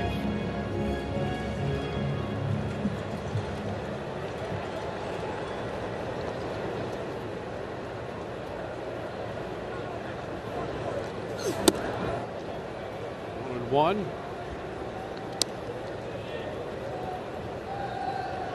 David Robertson, the veteran right-hander, up in the bullpen.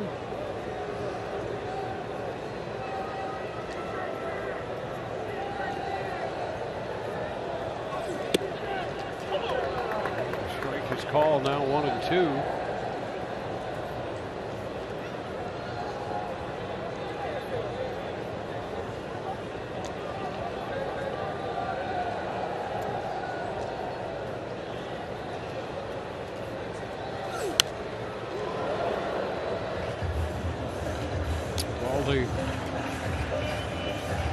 Originally with the Dodgers, then Miami, the Yankees, the Rays, Red Sox, now Texas.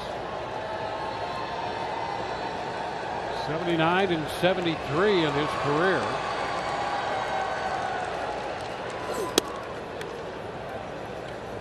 Takes the count to 2-2. Anytime you see a guy like that try to climb the ladder with that fastball, misses high, all of a sudden you think about that change of speed down, the split. There it was. And there was spoiled by Palacios with a foul ball. You can kind of follow along. You know, you understand the count. You understand what's been working well for this particular pitcher. So you elevate a heater with the idea, I want him to swing through that. If he takes it, I'm going right downstairs with that split. Nice job by Palacios to be able to spoil it. And a swing and miss, and he is out on strikes. Swinging over that one. Rays pitchers strike out 10 batters during a home game. Go to any Cane's Furniture store within 5 days. Receive a Tijuana Flats coupon. Visit CaneStrikeout.com.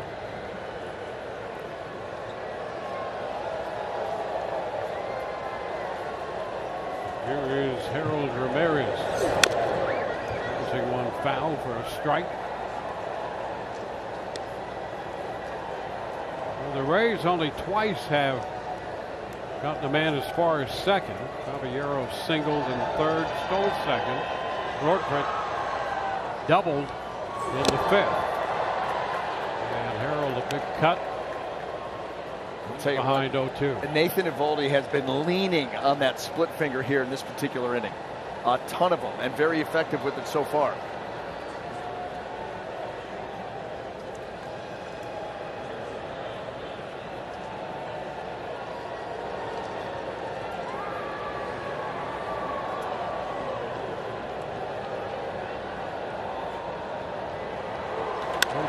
Shot foul up the right side. We talked about the hesitation in the delivery just a couple of pitches ago. How about that? There, he sped it up.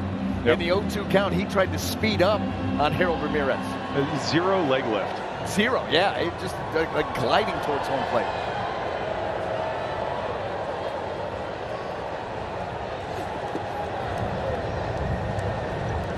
Ball, 2 strikes. Pretty impressive to me, just the mix of what Eovaldi's done and all the strikeouts, right? 3 on the 4-seam, 2 on the curveball, 2 on the split here recently.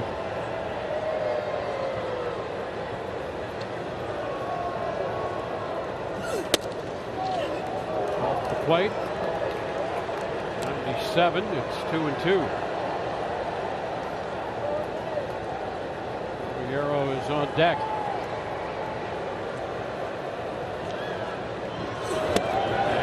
Cut and a miss. Eovaldi strikes out the side, and we go to the 8th. It's 1-0 Texas.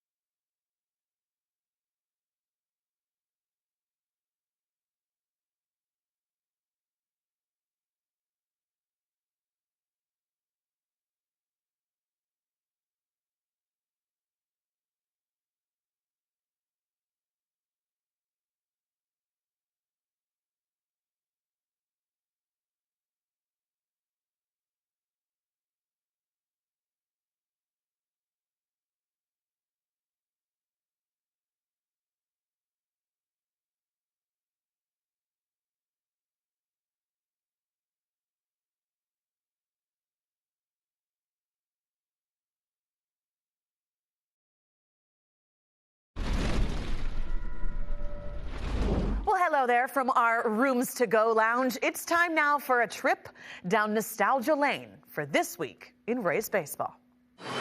On April 5th, 2016, Tampa Bay defeated Toronto 3-2 in an unprecedented fashion when Jose Bautista's attempt to break up a double play in the 9th inning was challenged by the Rays and overturned as a violation of the new slide rule. While the Blue Jays initially scored 2 runs to take the lead, replay proved otherwise, marking the first such game to end thanks to the slide rule. Well, here we go. On to the 8th inning with the Rays down 1-0. Armstrong back out on the hill for the Rays. Leody Taveras takes that pitch for a strike. Top of the order, Simeon will be next, and then Seager.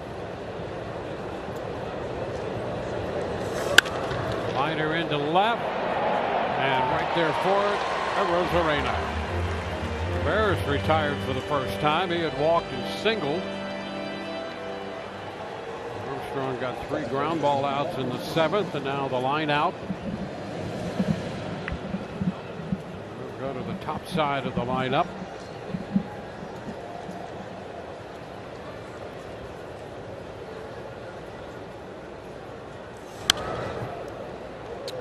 Fastball foul right straight back, strike 1. How about this guy comes to play? Now, look at those numbers. The Florida Lottery jackpot stat. You know what? You take it back further. 2020, that was the pandemic year, so forget it. 2019, he played in 162 also. Yep. So 3 of the last 4 full seasons, he has played a full season. And in the year that he missed, yeah, what happened? 161 games. Yeah, I'd love. What happened that Doug, one day? Doug, that's you. That's your job. Figure out how he missed one game.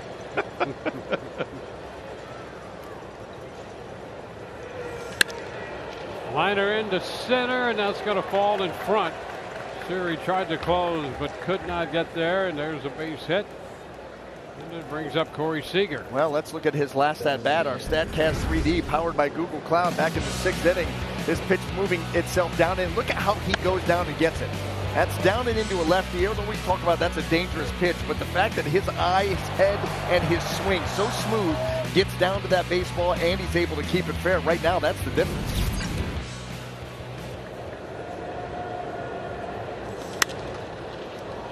Seager is the difference in this game. That home run to right field in the 6th inning. Singled in the 1st in between, a fly ball to left.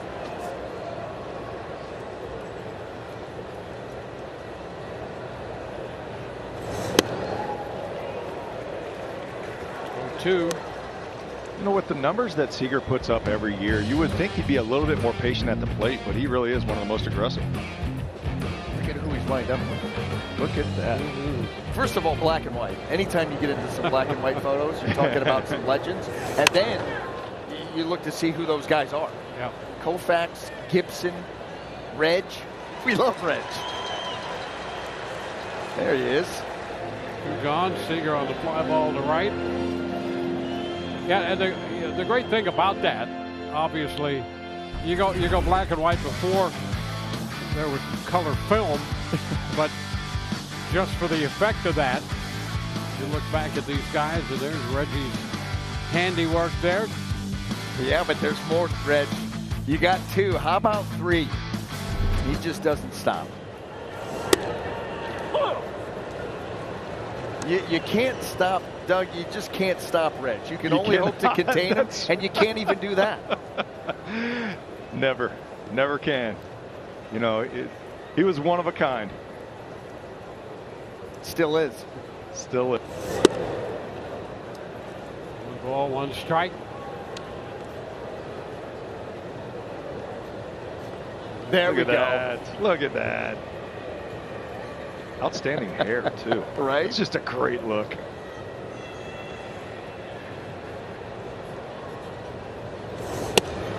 There's a strike. You know, he kind of, in that photo, kind of looked like our man Statsy up here. Yes. With the Iconic. GQ flow and the stash. Iconic. Come on. Now, I was just going to say, he was just another in a line of my broadcast partners, such as I have today. 2 and 2. Yeah, he was great. Some games with him on another network, as they say, years ago, and he would try to enlist me. He says, you know, they don't promote the 2 of us enough. Of course he did. Of course he did. Swing and a miss. That takes care of Langford. We're going to head into the bottom of the 8th. 1-0 Texas.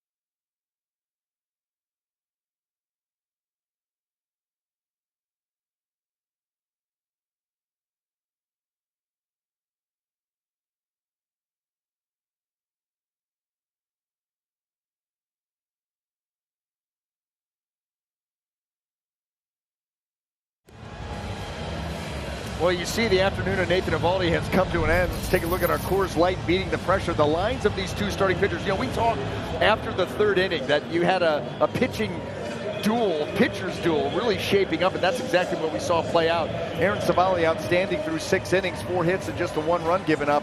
Nathan Eovaldi kept the Rays off the board in his 7 innings and finished with those 3 strikeouts on the split finger in the 7th, and now gives way here to David Robertson to see if he can get some outs. Well, here's the Rays trying to see if they can get a run or two, down 1-0. They face the veteran right-hander. Caballero showing the bunt and getting the bat back, 1-0. Yeah, that's what the Rays are thinking right now. Base runner, get someone on there. Fouled straight back. Out of play, and it's 1-1. And you'd love for it to be Caballero because he's a guy that runs the base as well. He gives you the opportunity to maybe steal a bag. As you take a look at David Robertson and his mix. Changeup, forget about that. You're worried about that cutter and the curveball. It's 1-2. Breaking ball there. Dropped. That's that right knuckle curve. Sight. Yeah. And you know what? The thing is, it's a 2-plane breaking ball. So he gets really good depth on it, but he also gets some sweep with it too. So tough to track for a right-hander. Bottom of the 8th. Clevenger the lefty. Fairbanks the righty, just in case. And boy, Caballero. That ball, you talk about just dropping out of sight. It went right back to it. You know, you saw the previous swing, and you're like, why not go right back to it? There's the knuckle curve. That index finger spiked on the baseball. There's the 2-plane break, down and away. And we said it was tough to track for a right-handed hitter. That swing confirms it. Pretty incredible the career that Robertson has had. He's 38 years old, 16th year in the big leagues. And one of the things I noticed about him in 2008, he had the same repertoire, meaning that he's a cutter curveball the entire career. No real adjustments had to be made. Curtis Mead, pinch hitting, drops one into shallow center. That's going to drop for a base hit. Coming off the bench, Mead hitting for Rortvedt. Gives the Rays a base runner. This homestand has got to have set a record for most bloop hits. That ball right off the end of the bat, a really good pitch by Robertson. Nice plate coverage by Mead to give himself a chance. And he flips that ball softly into center field and gives the Rays the base runner they've been looking for.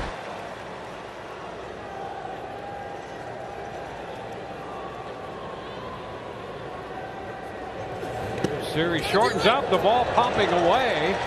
And alertly moving up to second, Mead. Now in scoring position. It's a wild pitch. Charge to Robertson. Maybe that's the break that the Rays needed. Pull back on that ball. Jonah Heim, who has been just flawless behind the plate and blocking balls. That one got a little bit loose.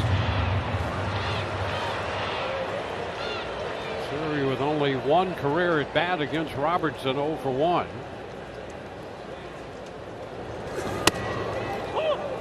A strike is called. He's not happy, and you can see he does not agree with that. He's right. I mean, this pitch is well off the plate in. Nice job by, it was Heim. Heim really stole that call. That glove work back behind the plate. And now breaking pitch disappeared. That puts Siri behind in the count. Yeah, fellas, you can see the frustration on Siri. The reason he swung at that pitch most likely because he got that called strike on the inside corner, not trusting the strike zone anymore this at bat.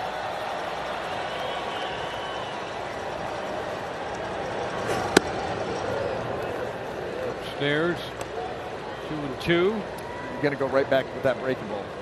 Right back with that breaking ball down and away.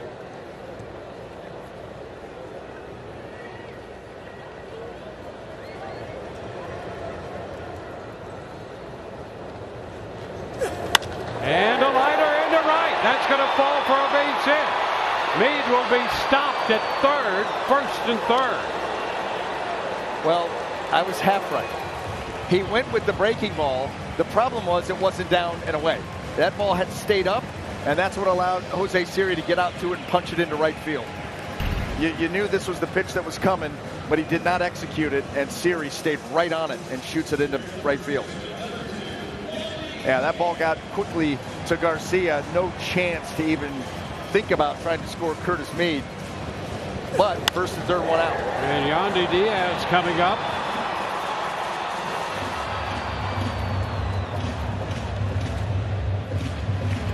So Yandy with a single walk and a ground ball to first.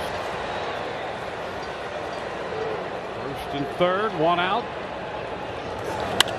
Yandy swings, popping it to short right. Garcia coming in. He's going to be there to make the catch. And Yandy on the first pitch is out number 2.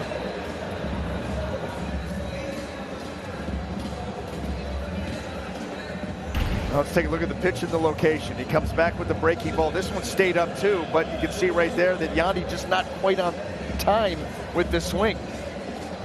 And that ball softly hit into shallow right field. A little bit out in front.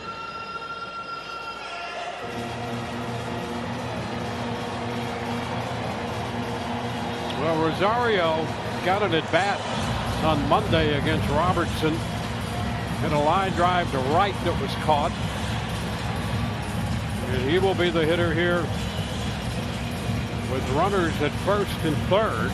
2 outs in the 8th inning. And the Rays down by a run. I tell you, it's not a bad guy to have up at the plate right now. Average not super high, but he's been barreling a lot of balls up. 6 balls already in play this year at over 100 miles an hour off the bat. The pitch is a strike.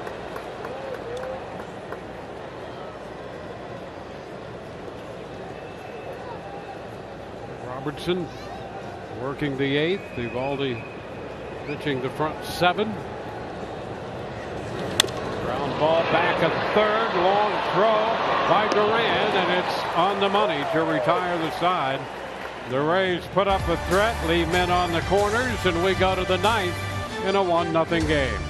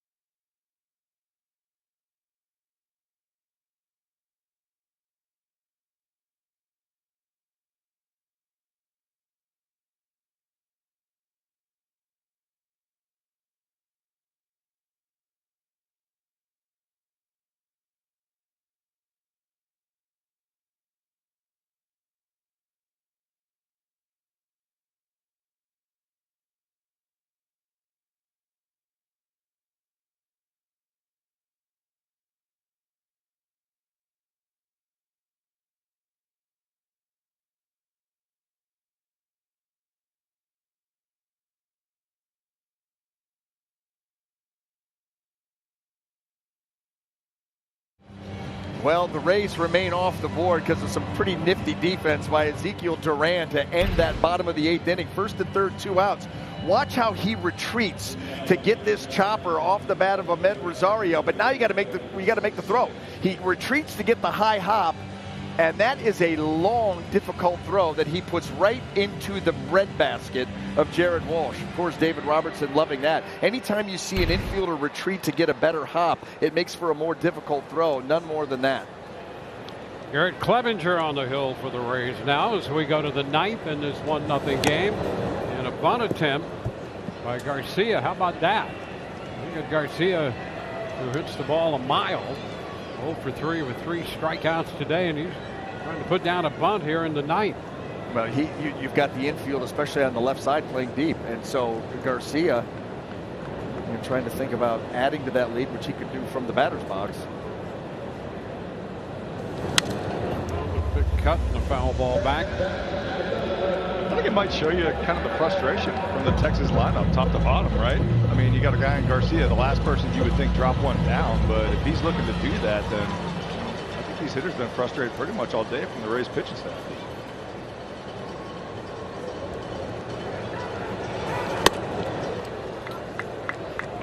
Pitch is up 1-2. Rene Pinto behind the plate for the Rays now.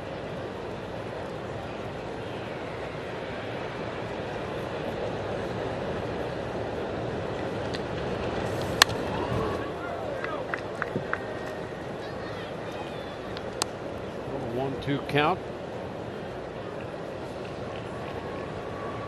Then McClure up from the bullpen.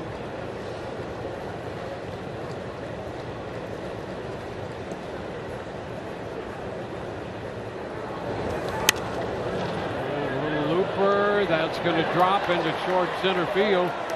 Meade, who's in there at second, could not get there, and Siri coming in comes up short and a base hit.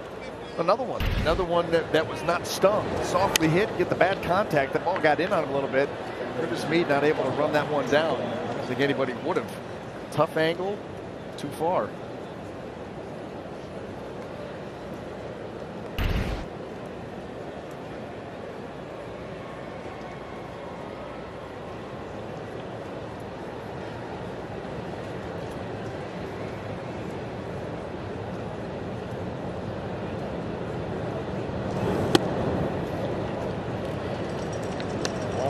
Cut and a miss.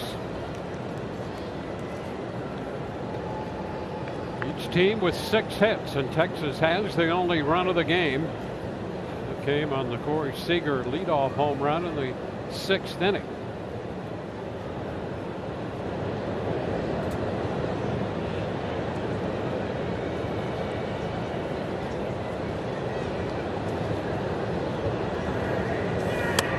Inside, 1-1.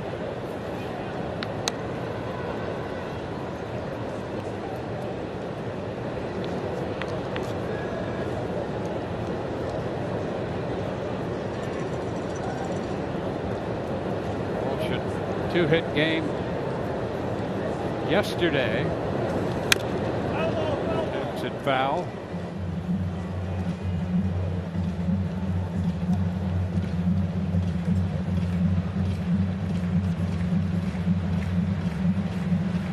Clevenger worked 2 innings against Toronto on Sunday. 2 scoreless innings. No hits. He walked 1 and struck out 2 in that one.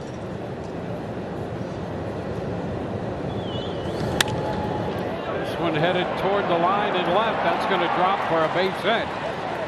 Garcia's going to go to third and into second base, and the throw makes it close, but he's sliding in there, and it's second and third with nobody out.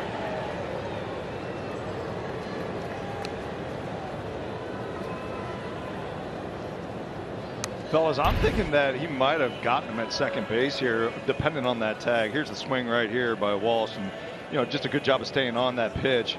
See Randy Arozarena corral that thing, go directly to second base, which was definitely the right throw. But I think the tag, he might have popped up off the bag. Watch close. Keeps the tag on him right here. Might have something. Wait, here they're hoping. Well, here's the thing: the fact that he didn't go feet into the bag first, that the foot would have gotten to the front edge of the bag. Instead, he goes wide with the arm late. That gave the chance for the tag to come in there. I don't think I've ever seen it slide like that. That was a very awkward slide. I think he was just trying to make it up as he went along. See if that tag for Meade got onto that left hand, left wrist area. Tried to go wide and reach back in. And if you're the Rays, right, why not challenge? You got nothing to lose here. Yeah, and I think that's the mindset right there. You could take a look at the hand, see where it made contact, and the tag. The problem is the burden of proof is on the Rays, so it has to be clear and convincing. I don't know if that was. But you give it a shot and see what happens. Yep. I'll tell you what, if I ever did a slide like that, it'd take me a lot of Advil to get off the ground. I really have never seen a slide. No. Similar to that. I mean, he must have gotten confused halfway through and just thought maybe he can get the hand in a little bit quicker. After review, the call stands. The runner is safe. Tampa Bay will lose their challenge. So it becomes second and third, remains second and third actually.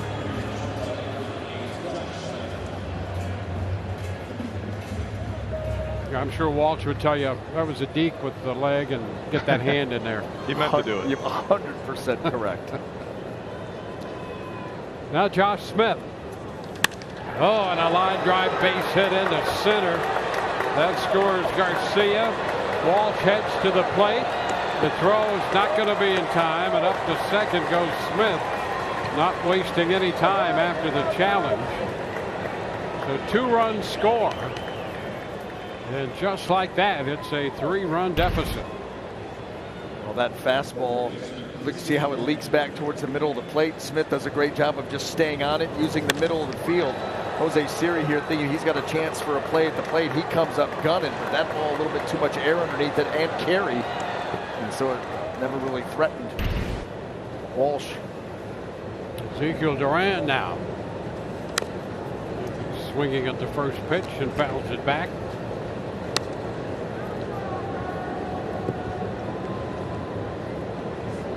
Single, double, single. Rays have been out hit 8-6 and now trailed by 3. Into left. Rosarena will be there for this one. A tag at second. Bluff of a start off the bag, but Smith hangs on. Stay tuned. Rays Live, the post game coming your way. Presented by Advent Health. Here from Kevin Cash, interviews from the clubhouse, and boy, Doug Wechter is really working hard today. Rich will be out there along with Doug. We got Richie out here. Yeah, we got Richie. It'll be a good one. Yep. Hopefully we'll be talking about a come from behind. Hey, win. there's Rich. All right. Just make sure that Doug's okay and fresh for the post game. Foul ball by Jonah Heim up the first base side and out of play for a strike.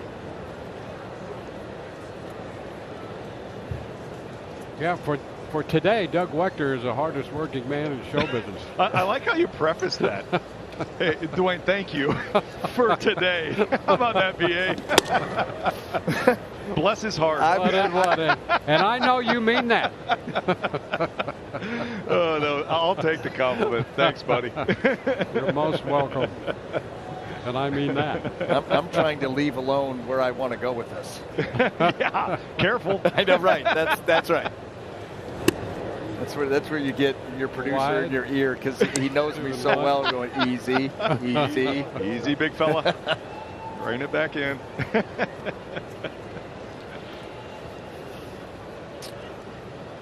So 2 runs in. Line drive. Oh, that ball. Caballero trying to make a quick move to second base. Got a little too quick on that one. He had it just for half a beat there, and it popped away from him. Well, let's take a look. That ball hammered. Yeah. Oh, wow. He was trying to throw that ball before he actually secured the catch. Never was able to squeeze. Oh, no, maybe they're calling it on the transfer. That ball did not stay in the glove. Wow. That ball never, the glove never squeezed. But they were calling that on the transfer. All right, good for the Rays. Yeah, Rays will take that. That's acknowledging the quickest hands in the West. Without a doubt, because that ball went in and out of the glove so quick that the glove actually never closed. I will tell you, real time, I'm watching it real time. I would have thought it was on the transfer. Just because you assume these guys have such quick hands. You see them turning 2 all the time at second base, and how quick they can transfer. It's really hard to catch. Well, listen, you're right. There was all the moves of on the transfer. Tapper, shortstop, no play at first, and a look at third. Nothing to do there. And Smith winds up at third base with 2 outs, first and third. We'll take a look at that transfer again. Right here, that ball in, and he's getting ready to throw it. I guess back of the glove, that ball was never really secure.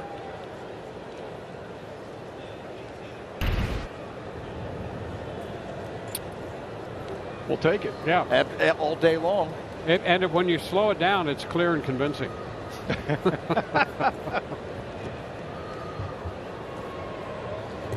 Simeon.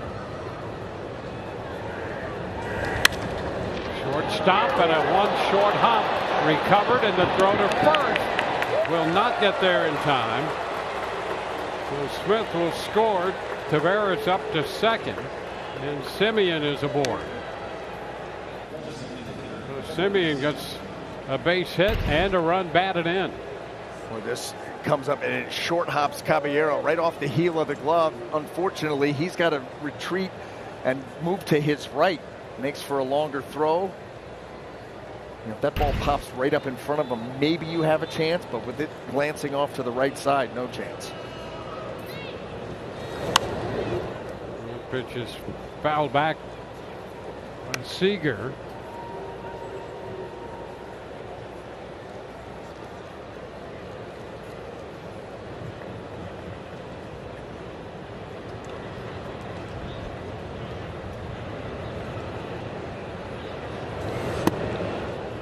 Down 1-1. Well, it was a one-run game for the longest. That one run came in the 6th on Seager's home run. Texas has put up 3 here in the 9th.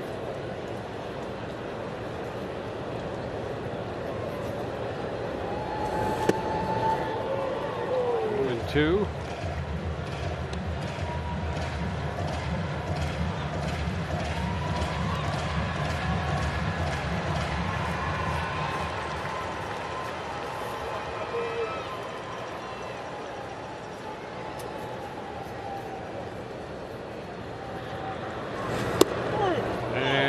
Strike 3 called on the outside edge. 8 men come to the plate. Texas scores 3. Rosarena leads off the bottom of the 9th.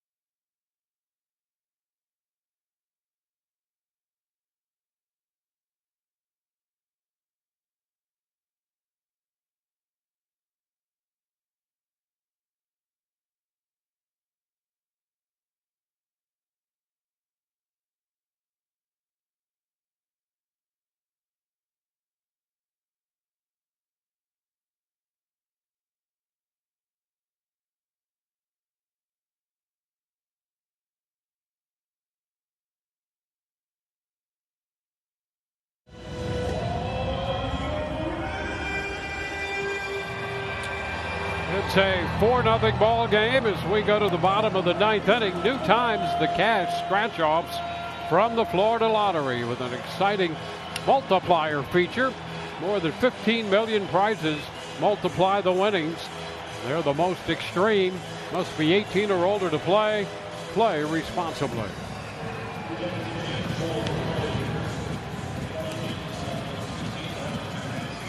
Well, Jose Leclerc on to try to lock this down for the Texas Rangers. Season ago, a 268 earned run average, a whip just over 1 at 114. Let's take a look at his mix. 4-seamer, slider, cutter, changeup, 2-seamer. How often do you see a closer with 4 pitches that he throws at least 13% or more? He brings a lot at you. Usually those guys 1-2 pitch guys. Yeah, very seldom do you see that. First pitch swung on by Rosarena, and he is out at first on the ground ball to short. Well, we'd like to acknowledge the American military personnel serving overseas watching this game on AFN, the American Forces Network. We welcome and thank you to those in countries around the world and aboard naval ships and sea. Thank you for your service. Doc Paredes looks at a strike. Touches with Travis Jankowski in left. Langford out there. The long drive to left. down the line. Is it fair? That is a foul ball. Home run distance, but foul. Fellas, for about 3/4 of that arc right there, it looked fair. And I was sitting right behind Isak. And I mean, I am watching it the entire time, that angle. I cannot believe that thing fouled off. It looked like the exact home run he hit yesterday. Just foul. 1-2. That's exactly what Doug is talking about. Still so incredible, his approach, and he's able to pull it off. With the power game, pulling everything. Well, being and foul ball in and right back out of the booth. It's off to our left right there. Yeah, and Ario, that was close. That was. Did you hear the sound of the baseball going by? I'm literally 20 feet from home plate, and you guys got a foul ball before I did. How about that? How about that? You know, and the thing is we don't get as many balls back into the booth as you would think. Don't get that many foul balls over the course of the season. That's the first of the year. Oh, look out. Paredes hit by that pitch. And he gets hit a lot because of, you know, Doug, you're talking about his approach at the plate. He's right up on the plate, and he anticipates well. That's how he's able to get the bat out in front. But right here, when you're up on top of the plate, there's just no chance for you to get out of anything, get away with anything that's in and in off. Right, his toes are on the chalk. Yep. On the inside chalk. He cannot get any closer to the plate. And by the way, he starts open. You know, he's got that open stance, so he's turning into the plate as the pitch is being delivered. You can't get yourself out of it. Here's a base hit into center by Palacios. Paredes will go to third, and the Rays put men on the corners. And there's still some life here in this Rays lineup. 2 men on with 1 out. Well, a cement mixer right in the middle of the plate. And a nice job by Palacios. Why wait around? You make a mistake like that early on, I'm going to make you pay. He does just that. And the Rays inch closer. You're trying to get that runner, the tying runner to the plate. The tying run to the plate. Now on the on-deck circle.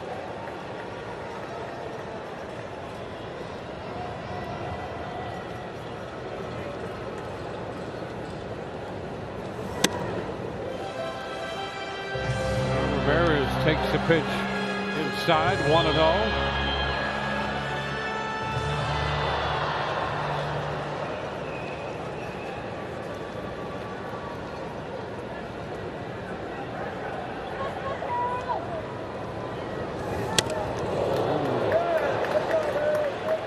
After that one, 95 up. 1-1.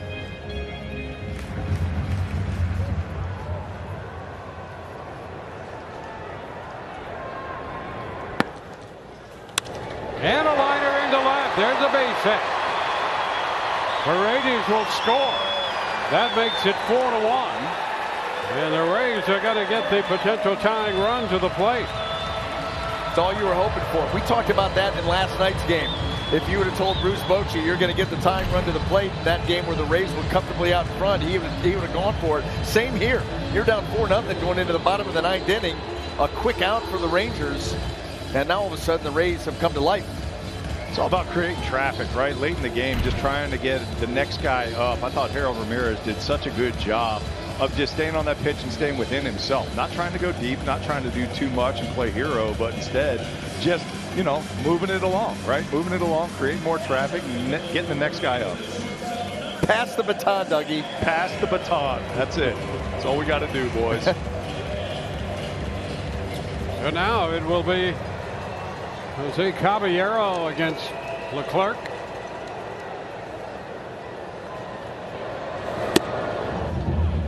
Pitch is a strike.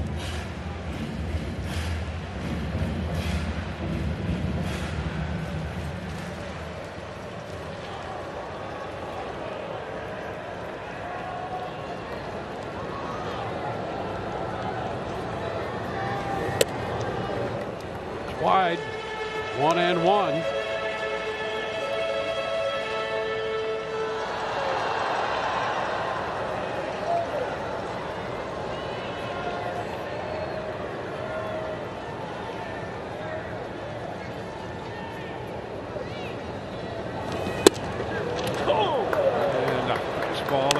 95, taken for strike 2.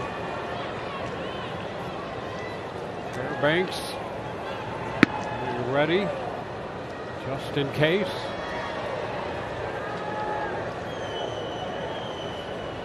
Do you think there's anybody out there? I'm sure there are. There are probably thousands of them named just in case.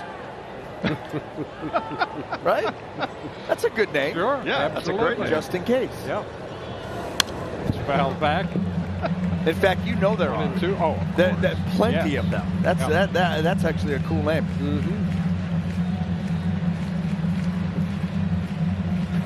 You could think of a few more names to go with that as well.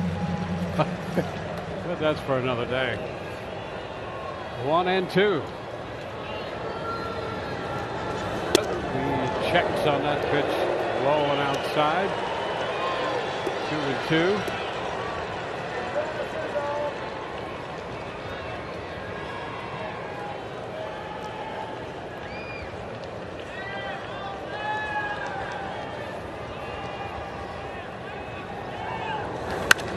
High fly ball back into left center. Jankowski's going to go to the wall with room, and he makes the catch. Tag at second. Palacios will head to third, and a long drive off the bat of Caballero comes up just a few feet short, and Jankowski had room to make the catch. Well, like they said in Major League, too high. Too high. Too high. Well struck, but too high. I tell you what, off the bat, I thought it was gone, fellas. I mean, it sounded like he caught it flush, and I don't know how much room. I can't tell how much room just from my angle, but it had to be close. Well, they were on the walnut shells, I'll tell you that. There you go. Now it's Curtis Mead who entered as a pinch hitter and singled in the 8th. There's a strike. A couple feet short on that drive by Caballero. Yeah, he realizes just how close he was.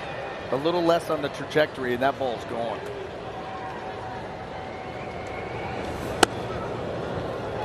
Stairs taken for ball 1. It's 96 from Leclerc.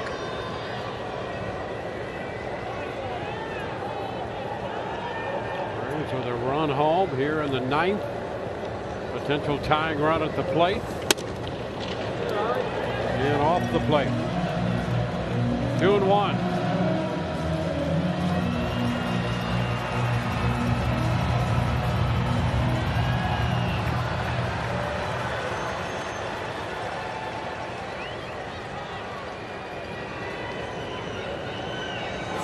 And a check swing, come back into the mound, throw to first, and this one is over. The Rays come up with a run in the bottom of the 9th inning. They leave 2. They got the potential tying run to the plate, but ultimately will drop this game 4-1 to the Texas Rangers. And boy, that one swing of the bat from Caballero came close, but not long enough. Well, let's take a look at our Chevy plays of the game, and really what turned out to be a really nifty little pitcher's duel. Nathan Eovaldi gets the best of this one as he goes 7 shutout innings, just the 1 walk, 8 strikeouts, and in fact in his 7th inning, last inning of work, he punched out the side on split fingers. He had it all working. I mean, he had the fastball, the cutter, the curveball occasionally, the split, especially later in the game. He was just really masterful with his stuff, with his location, and that's why he put together that kind of outing. And by the way, 7 innings on just 103 pitches. He was very efficient too. So it's a 4-1 final. Texas. We'll be right back with the totals in a moment.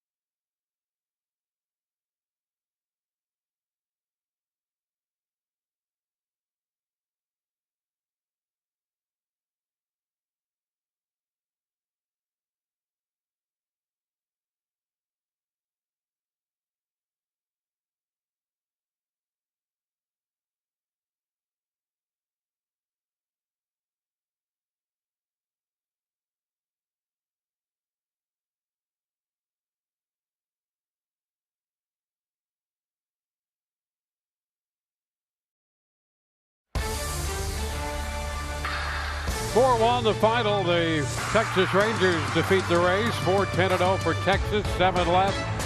The Rays 1-8-0 with 7 men left. Eovaldi gets the win. Eovaldi the loss. Took 2 hours and 26 minutes to play this one before a crowd of just under 19,000.